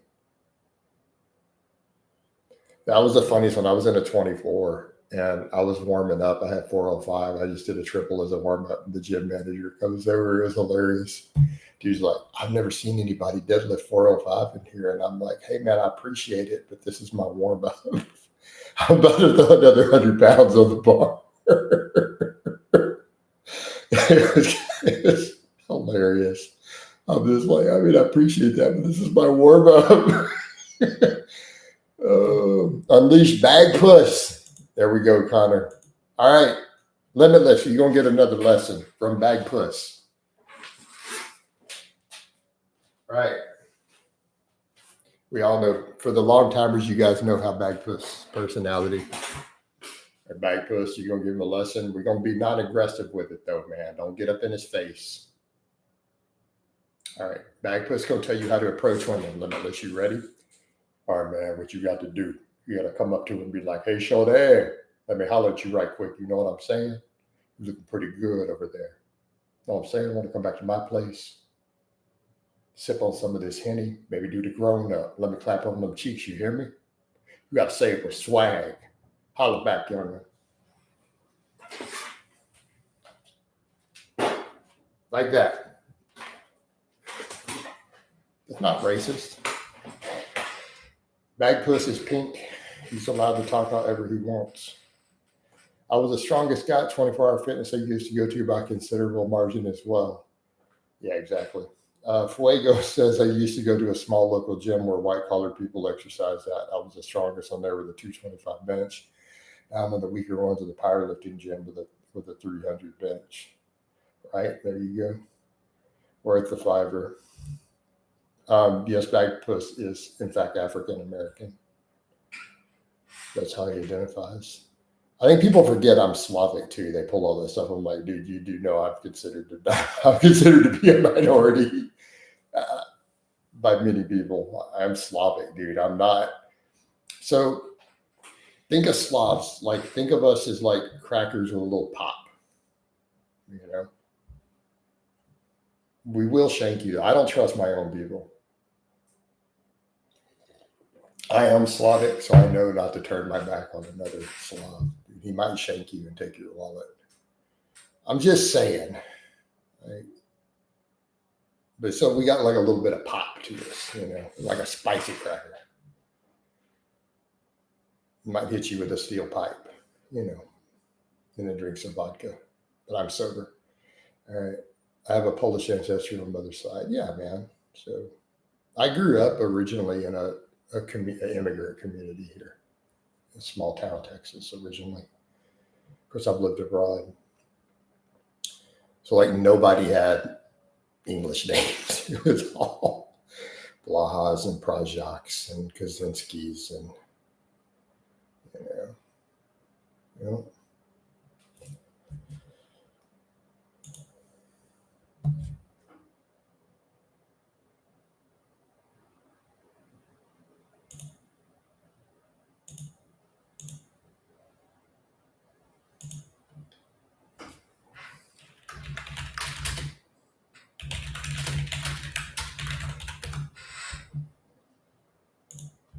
Yeah.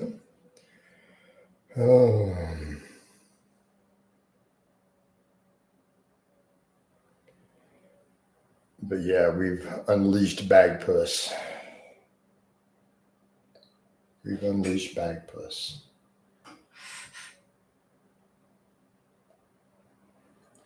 You try that approach, but he said you got to do it with swag. That's the main thing.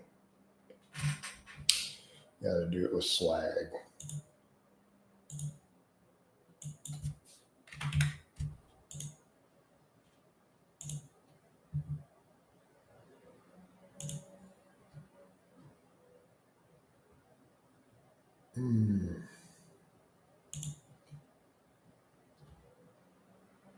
Sounds like you say back in the day. That is true. We were. That's where the term comes from.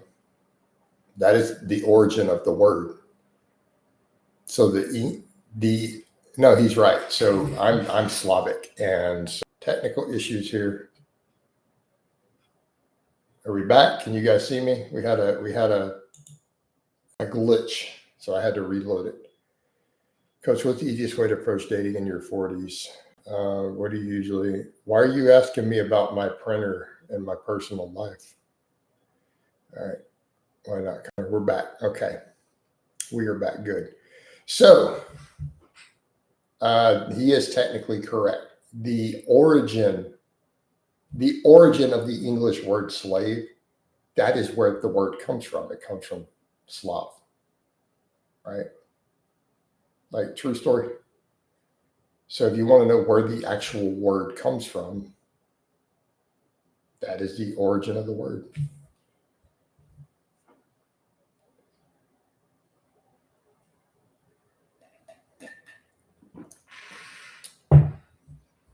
Right.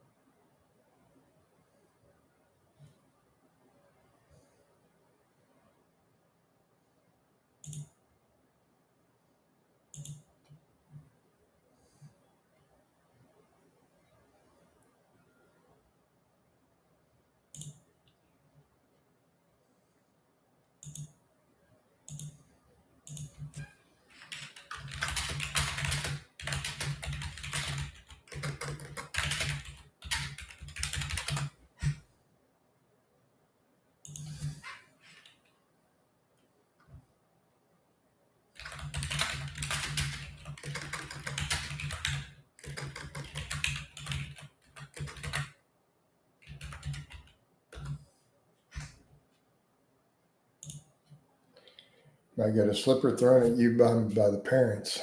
Right? True, yeah. Right.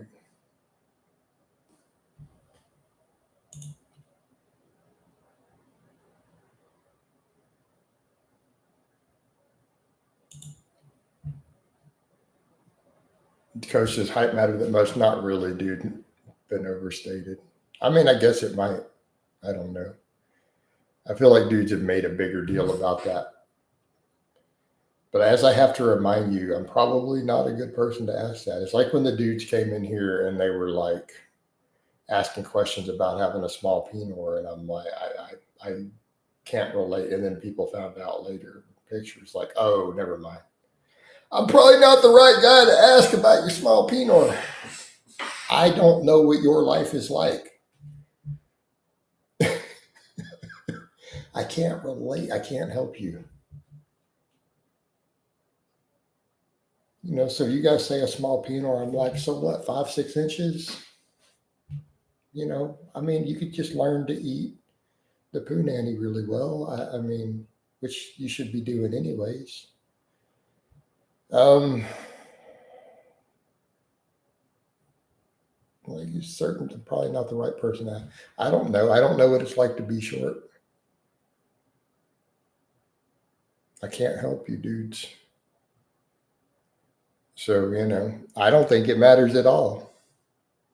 But yeah, on dating apps, all the dudes lie anyways.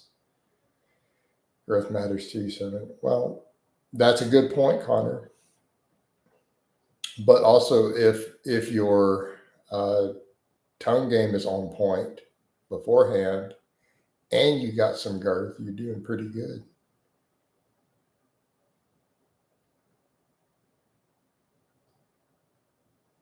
All right. What what doesn't matter? We're talking about height, Kinshare. I don't know, man. If you're talking about height, some dude asked, is height important for dating? It's like, here's the thing: most women want a man taller than them, but on average, most men are taller than most women. But I've seen exceptions. So I have a short bro out of my long-term circle going all the way back to high school. He ended up marrying a girl who was 6 inches taller than him. Like it was hilarious at the wedding video, but she just towered over him. But you know, so even then, there's exceptions. All right, she was like 6 foot tall. You know, but so there's exceptions to every rule. There's a woman out there for everyone. There's a match somewhere. And here's the thing, dudes worry about this. Like so if you have an attribute, all right, I'm gonna give some frank advice. Let's just talk about confidence, no bull. This is the level of pussification of the Western male. Okay. Right. Pussification of the Western male. They worry about this stuff. Well, that's why you don't get girls, because you worry about this stuff. Why would you want a woman who doesn't want some attributes? So if you say, whatever, a woman who doesn't like your specific height, well, why would you want her then?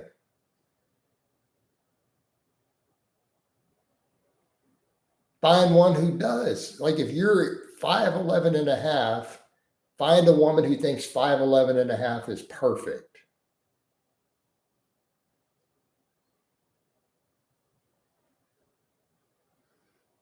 If you're blonde, find a woman who thinks blonde is the perfect hair color. I mean, this isn't hard. If you have black hair, find women who love black hair. Jesus Christ, guys. I'm just saying, this generation of men, this is this crybaby stuff. Come on. Quit being crybaby little titty babies and just go find a right match and just stop crying about all of it, man. Come on, guys. Man up. So back over to the point Noble made about confidence. Guys, just stop.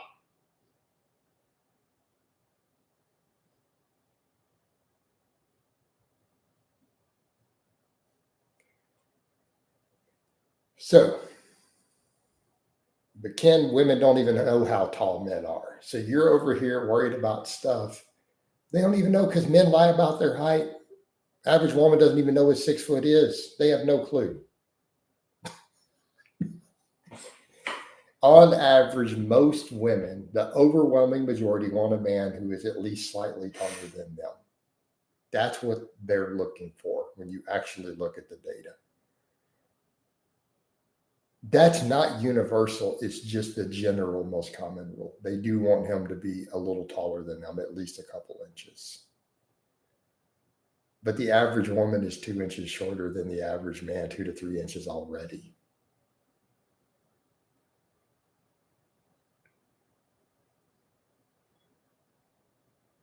All right. So, real talk, guys.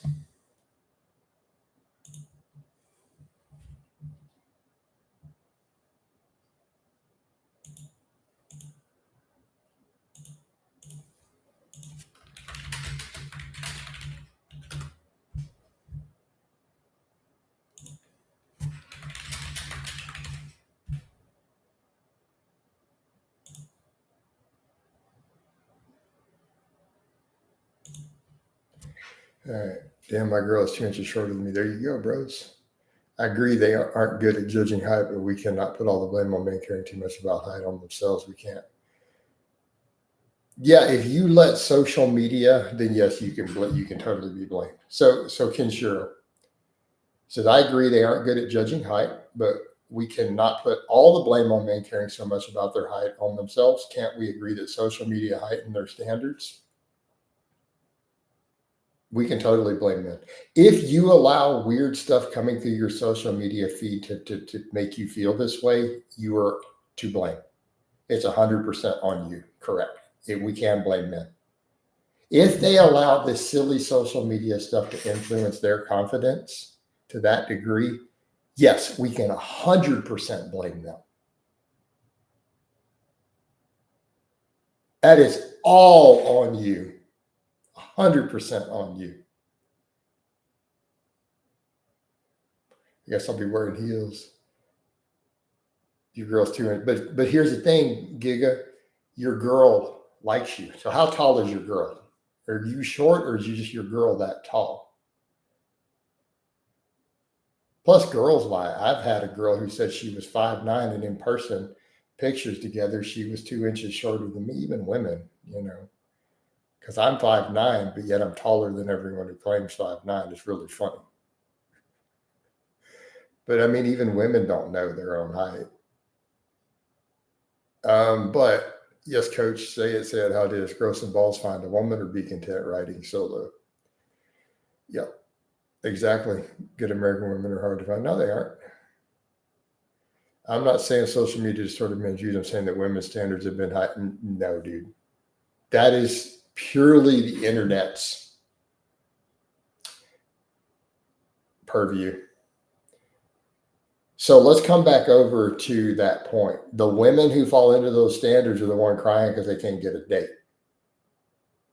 Let's be clear on that.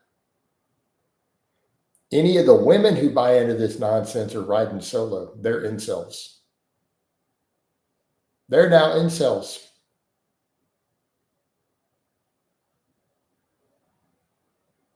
The women who say this silly stuff that they demand this, demand that, are the equivalent of the red pill losers. They're not getting men.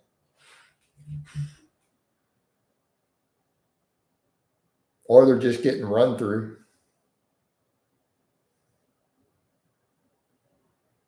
Yeah, they're femcells. Exactly. That's what these guys are missing. They're not understanding. Well, these girls aren't getting boyfriends then.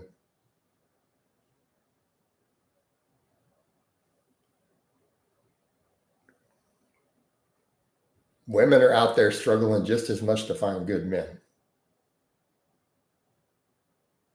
fact, they outnumber us. You do know that there are slightly more women than men, just on average.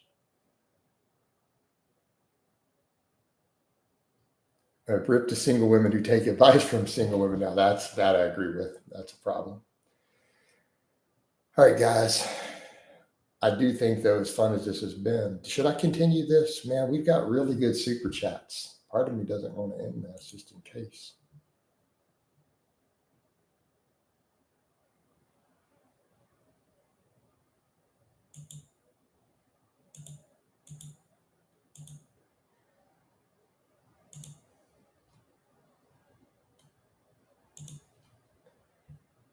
That's been pretty good. So, wait. Option. So, what do you mean, dingus? No, dude, there's lots of good American women. They're out there everywhere, man. So here's the thing that I say to guys, and this is a hard pill to swallow. This is a hard pill for men to swallow. I'm just going to shoot it to you straight, homie. Because you seem like a good dude overall, from what I can tell from previous conversations. If, as an American man, you're struggling to find a good woman, why? What are you doing wrong in your life? Because if you're legitimately a good man, with your act together, behaving like a good man, you're going to have options. So what's going on? What are you doing? What are you doing, bro? What's going on? Trying to help a brother out here. Quit using dating apps. Limitless. All right. Owning a car depends on where you live and what's going on. All right. Plenty of places you don't need a car. So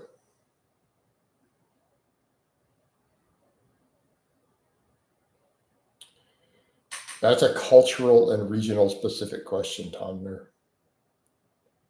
So dingus, no social life. Okay. No social life. Well, there's part of the problem. Are you taking care of your business as a man?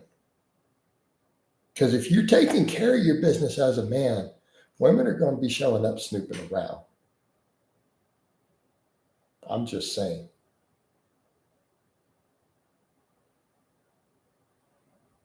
That's what, did you have an over two shot at? Well, that's the problem, man. The girls dropping the signs because women will be showing up, but you got to learn to reciprocate. You got to learn to escalate, take that back up a notch. If she's dropping you the signs that she's interested, she's going to expect you to make the move, right? You watch the signs. Girls let you know. Got to pay attention.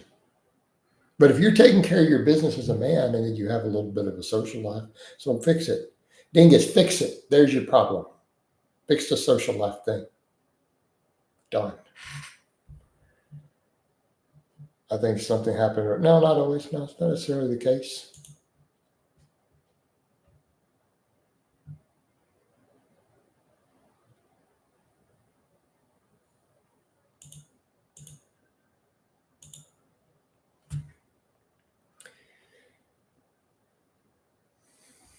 All right.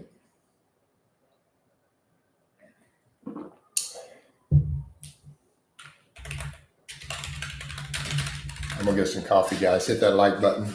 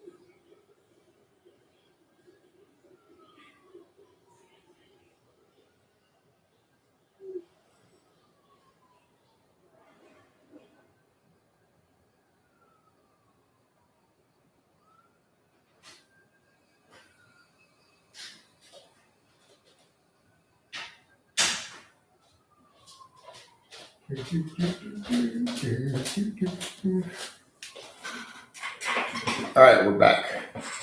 So where can I find them suggestions? You get off there, go out and meet people. Everywhere. Running clubs, climbing clubs, yoga classes, grocery store. Bro, you've never got a date in a grocery store before? When I was in my 20s, I did. When I was a young man, I picked up a girl at the grocery store.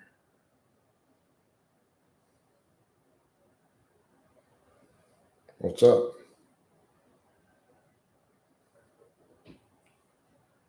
You just start a conversation, man.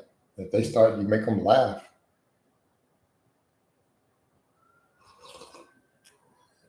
I had a cashier, exactly. The cashiers always flirt with you, man. When you're jacked, the cashiers be like, oh, you in shape, you lift weights.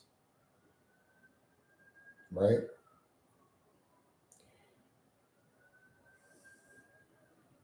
Oh, you eat really healthy.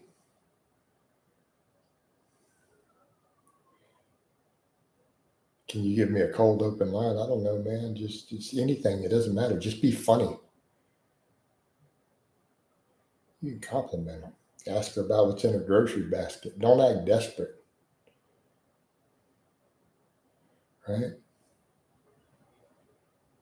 I mean, she's in the grocery store and has a bunch of chicken breasts in the basket and some Greek yogurt, and she's in yoga pants. Ask her, how much she bench presses.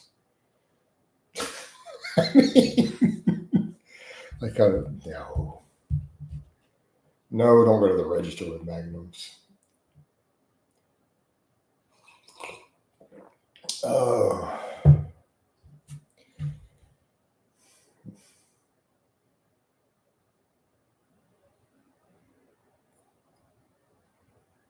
If you do, you might have to joke and buy some rubber bands with them. You got to be funny. If you buy the Magnums, you got to have a box of rubber bands with them so that she sees both of them together and looks and stops for a minute. Right?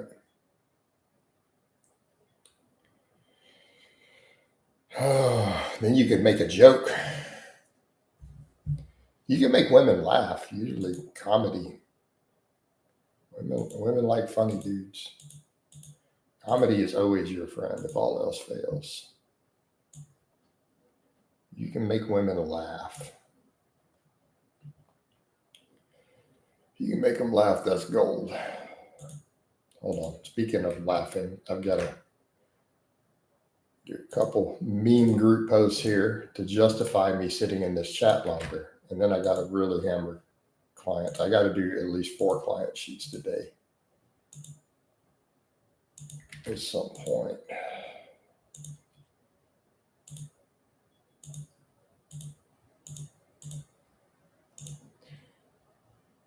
But this has been a super productive coffee chat. So I'm kind of wanting to run a little longer. We're just having one of those good days. So I have a feeling, the afternoon might really double down. It's just the energetic flow, the way it always works. If I get super chats in the coffee chat, it seems like I have a killer day in the afternoon, always. It's just like it's a flow thing. I don't know why. It's just the nature of the universe. You know what I mean, guys? And it's almost like a guaranteed. It's almost like guaranteed.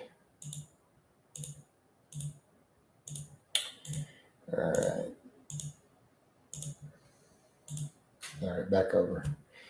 All right, that's funny. Love is an evil, spell it backwards. What? Double bagging it, man. What if you're not funny? The vibes, Connor, appreciate it, man. That was super.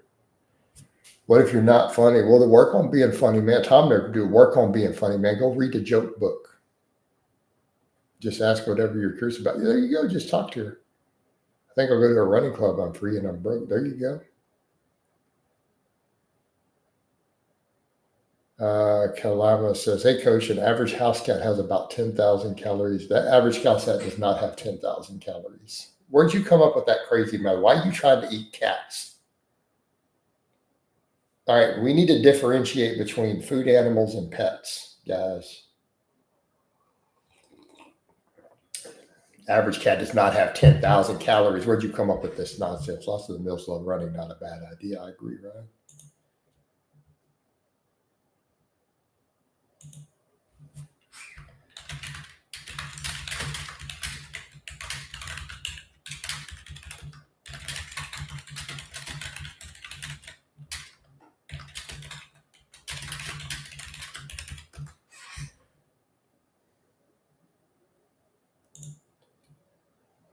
Dingus, appreciate the super chat, man.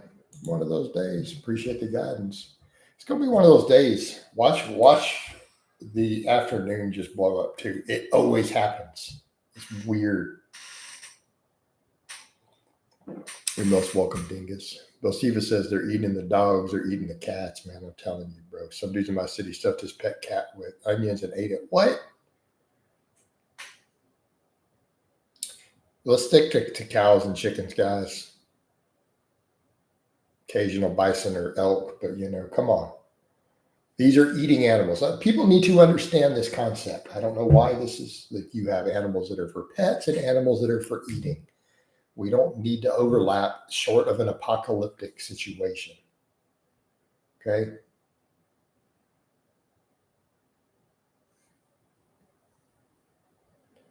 There's probably not many calories at all in a cat. Friego says, appreciate. Hey man, I appreciate the super.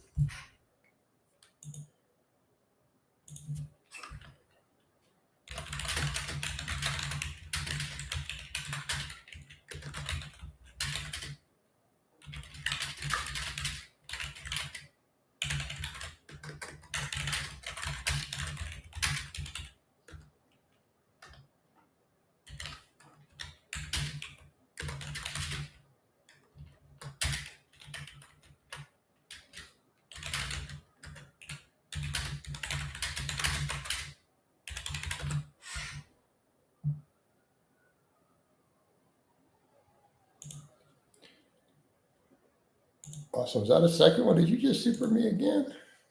Good morning, Jason. How's the Texas weather? Dude, it's nice. It's 64 degrees out there. Fuego just did a double. All right.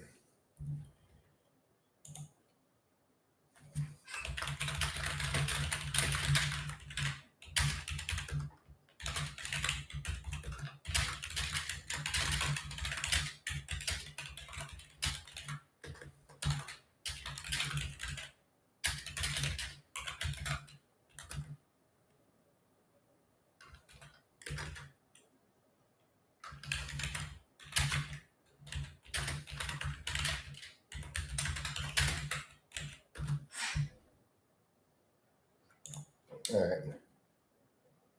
Kamala, what is that? I don't even know how much money that is. What I don't know what currency that is. I appreciate it though. 42 and dropping here in Indiana. Whoa, another super. It's down to 19 degrees. Hey, you know it, 42. Hot and humid in New Orleans, but yeah, I know it's 64 out there, but I'm just north of Houston. Bro, I would think in a cat, I doubt it, man. There's just not that much meat on them. Why are you trying to eat cats? All right, let's see in UK. Okay, that makes sense. I have no idea. But hey, man, supers are supers. Supers are supers. They add up.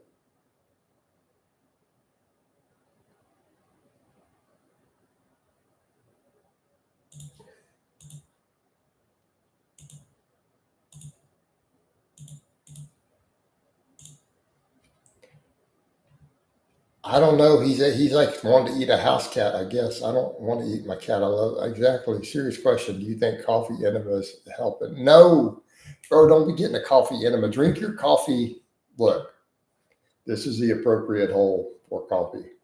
Take it. You sip it. Coffee is actually helpful for fat loss, though. To be fair, just drink your coffee, man. Come on, bro. Why are you trying to boof the coffee?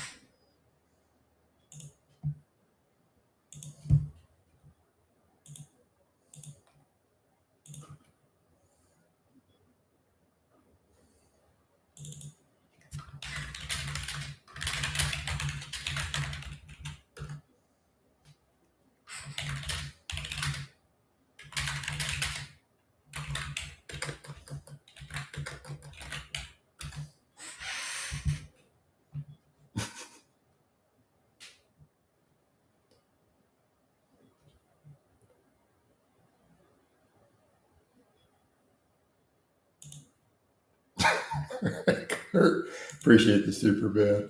Have you tried cat litter coffee products? Oh my god! Any Thanksgiving plans food wise? No, man. I keep it. I keep it all private. This is the most super chats I've seen here. Yeah, probably for one for in a long time. It is. Yeah, this is a record day. I think is in terms of any recent. Just from a single chat, and we'll do an afternoon one. I'd love to move to the U.S., but I don't have significant qualifications, so I don't know where to start. Yeah, fair, man. I don't know how to help you there either. I probably can't help you there. With people like Limitless, it's easy because his is just extremely easy. Caffeine is neurotoxin, apparently. Cool. I'm glad to be part of the Blaha history, man.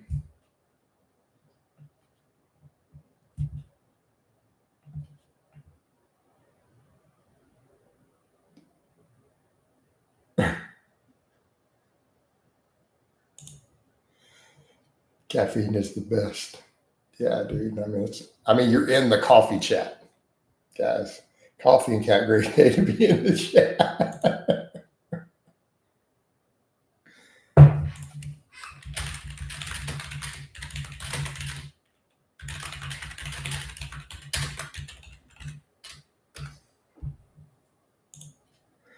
Oh, I personally capsaicin enjoyer. Well, I like peppers also.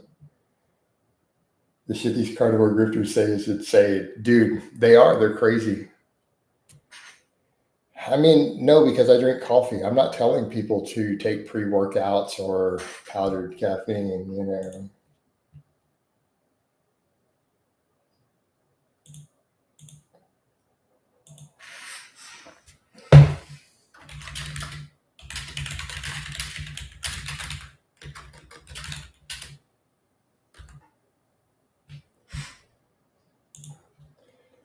Cat chat, right? Camelot Ghost Chills Reapers. What?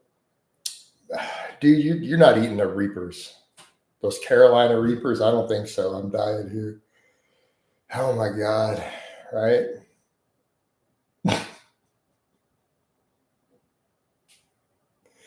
Like again, guys, I like eating the kitty, but I think there's a little bit of confusion in the communication there. I remember taking pre-workout with so much caffeine. How nuts were those days? Yeah. I've never done that. I don't do pre-workouts. You ate two Reapers? Man, I don't do the ghost peppers either. I mean, habanero is bad enough. I mean, I've cooked with habanero, but man, sometimes the habanero, like I used to do pastas with habanero before. The gas alone sometimes, right? You fart and it burns. You eat too many habaneros, like cook into your food. One chip challenge, blah. I mean, there are limits here, guys. But Effiger, I remember the Effiger days. You have Carolina Reaper's hot sauce. Over where you're at, Connor, in the UK. You're in the UK, right? But it's true, man. If you eat dude, I cooked with habaneros one time. I cooked a bunch of habaneros into my pasta sauce like 20 something years ago, right? And I remember like my gas when I farted, it actually burned. Yeah. Have you ever tried drinking a glass of beet juice before a workout? Crazy veins? No, I haven't. I had get crazy veins anyways. I'm still fasted, but you see my veins in the afternoon. These afternoon chats after I've carved up, I get my veins are the size of my pinky all the way up my arm. So my spice tolerance is high. I don't know what to do. Right. My whole has PTSD after Carolina Reaper pasta sauce. Oh my God.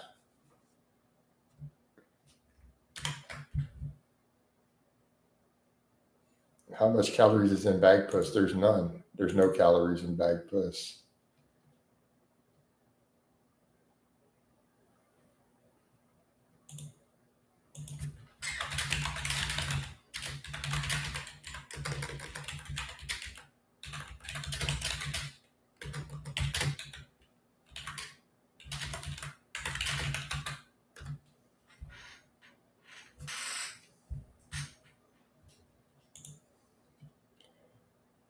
Six, 69, 69, right?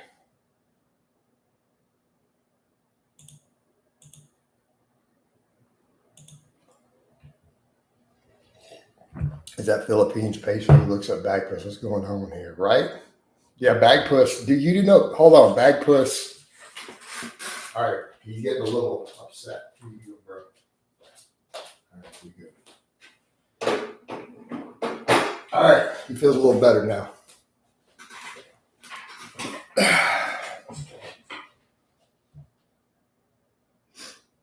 All right, bag puss is good now, man. He's like, yo, bro, I need that strap. He's getting worried back there. People talk about eating bag puss. Now he's got a Glock. He's good to go.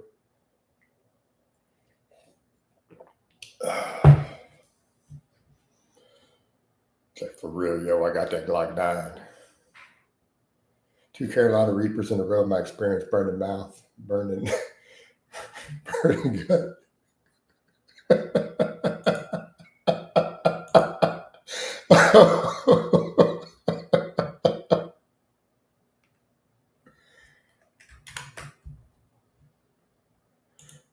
Oh, we get all types.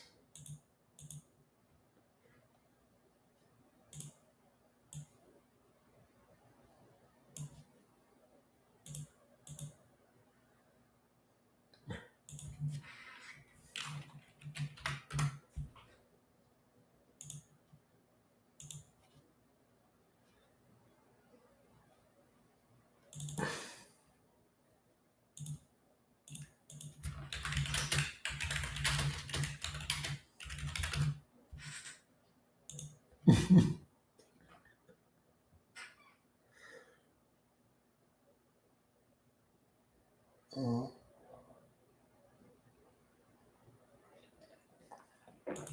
Oh my God.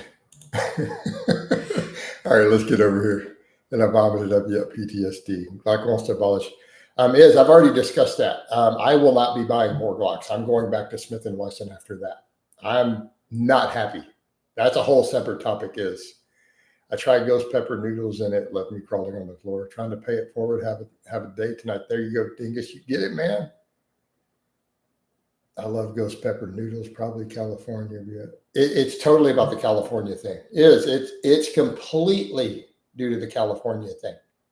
I discussed that at length the other day, actually, in a coffee chat. I talked about that for 10 minutes straight. I will be switching back to Smith & Wesson after this. I mean, I'm going to keep my current Glocks, but I probably will not buy another Glock. And I know other people who are kind of feeling the same.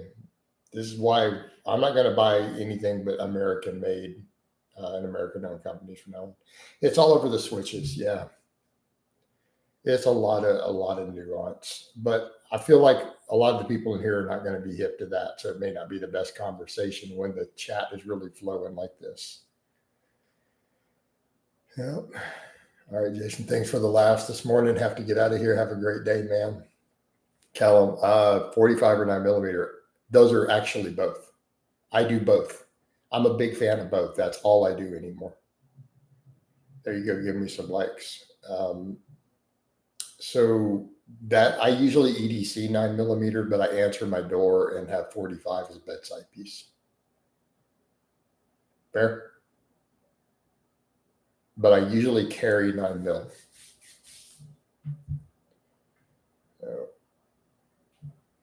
9mm come a really long way. Yeah.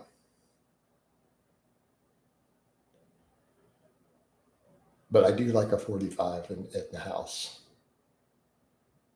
You know. Are you strapped around? I don't have to. I have stuff everywhere. I have selectively staged and hidden firearms. Like I don't have to wear in the house. So my office, I'm strapped. My bedroom, I'm strapped. My kitchen, I have a shotgun hidden in the kitchen that I can get to that someone breaking in won't see it or find it immediately, but I have easy access. So I have a Mossberg 500 loaded with buckshot in my kitchen. I can also get to it real fast from my garage gym, but a lot of times I carry a piece in there. So I don't have to wear one in the house. I have them staged where I can get to them anyways. In the bedroom, I'm strapped. There we go. Yep. 45 makes a bigger hole. Callum, that is a detailed conversation. Yes, but we're also balancing that with follow-up shots. Because generally in a defensive scenario, you are putting multiple rounds into them over and over. Like you've seen me shoot, right? I'm going to hit you 8 times before you realize what's going on.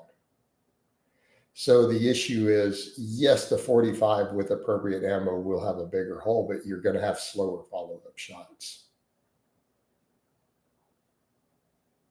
And 9mm has become very formidable with modern ammunition, right? Modern technology, modern defensive loads. The technology of the bullets has become quite good. Been a lot of money in R&D put into it. So, all right. Right. We're not carrying mil surplus ammo, guys. Most of us who are serious, we're carrying extremely engineered defensive loads with ridiculous amounts of testing and FBI statistics and stuff, looking at the one-shot stock capability, so on and so forth. I made thousands of dollars reviewing that, by the way, on my gun channel. Are there 45s? Mine have 15. No, all my Glock have 15 round mags for my 45. But it's a full size. It's not a compact. You're not gonna wear it concealed as easy. So, all right, guys, I am getting a little tired. It might be time to wind this down. This has been a great super, though. Been super productive. But I think about time to wind it. You guys want a bicep shot before we go? I'm about to wind it down, though. Let me give you guys a bicep shot first. Oh, Mount Bicephalus. Notice the lack of veins compared to in the afternoon parts. All right, guys. Love you guys, and we're out.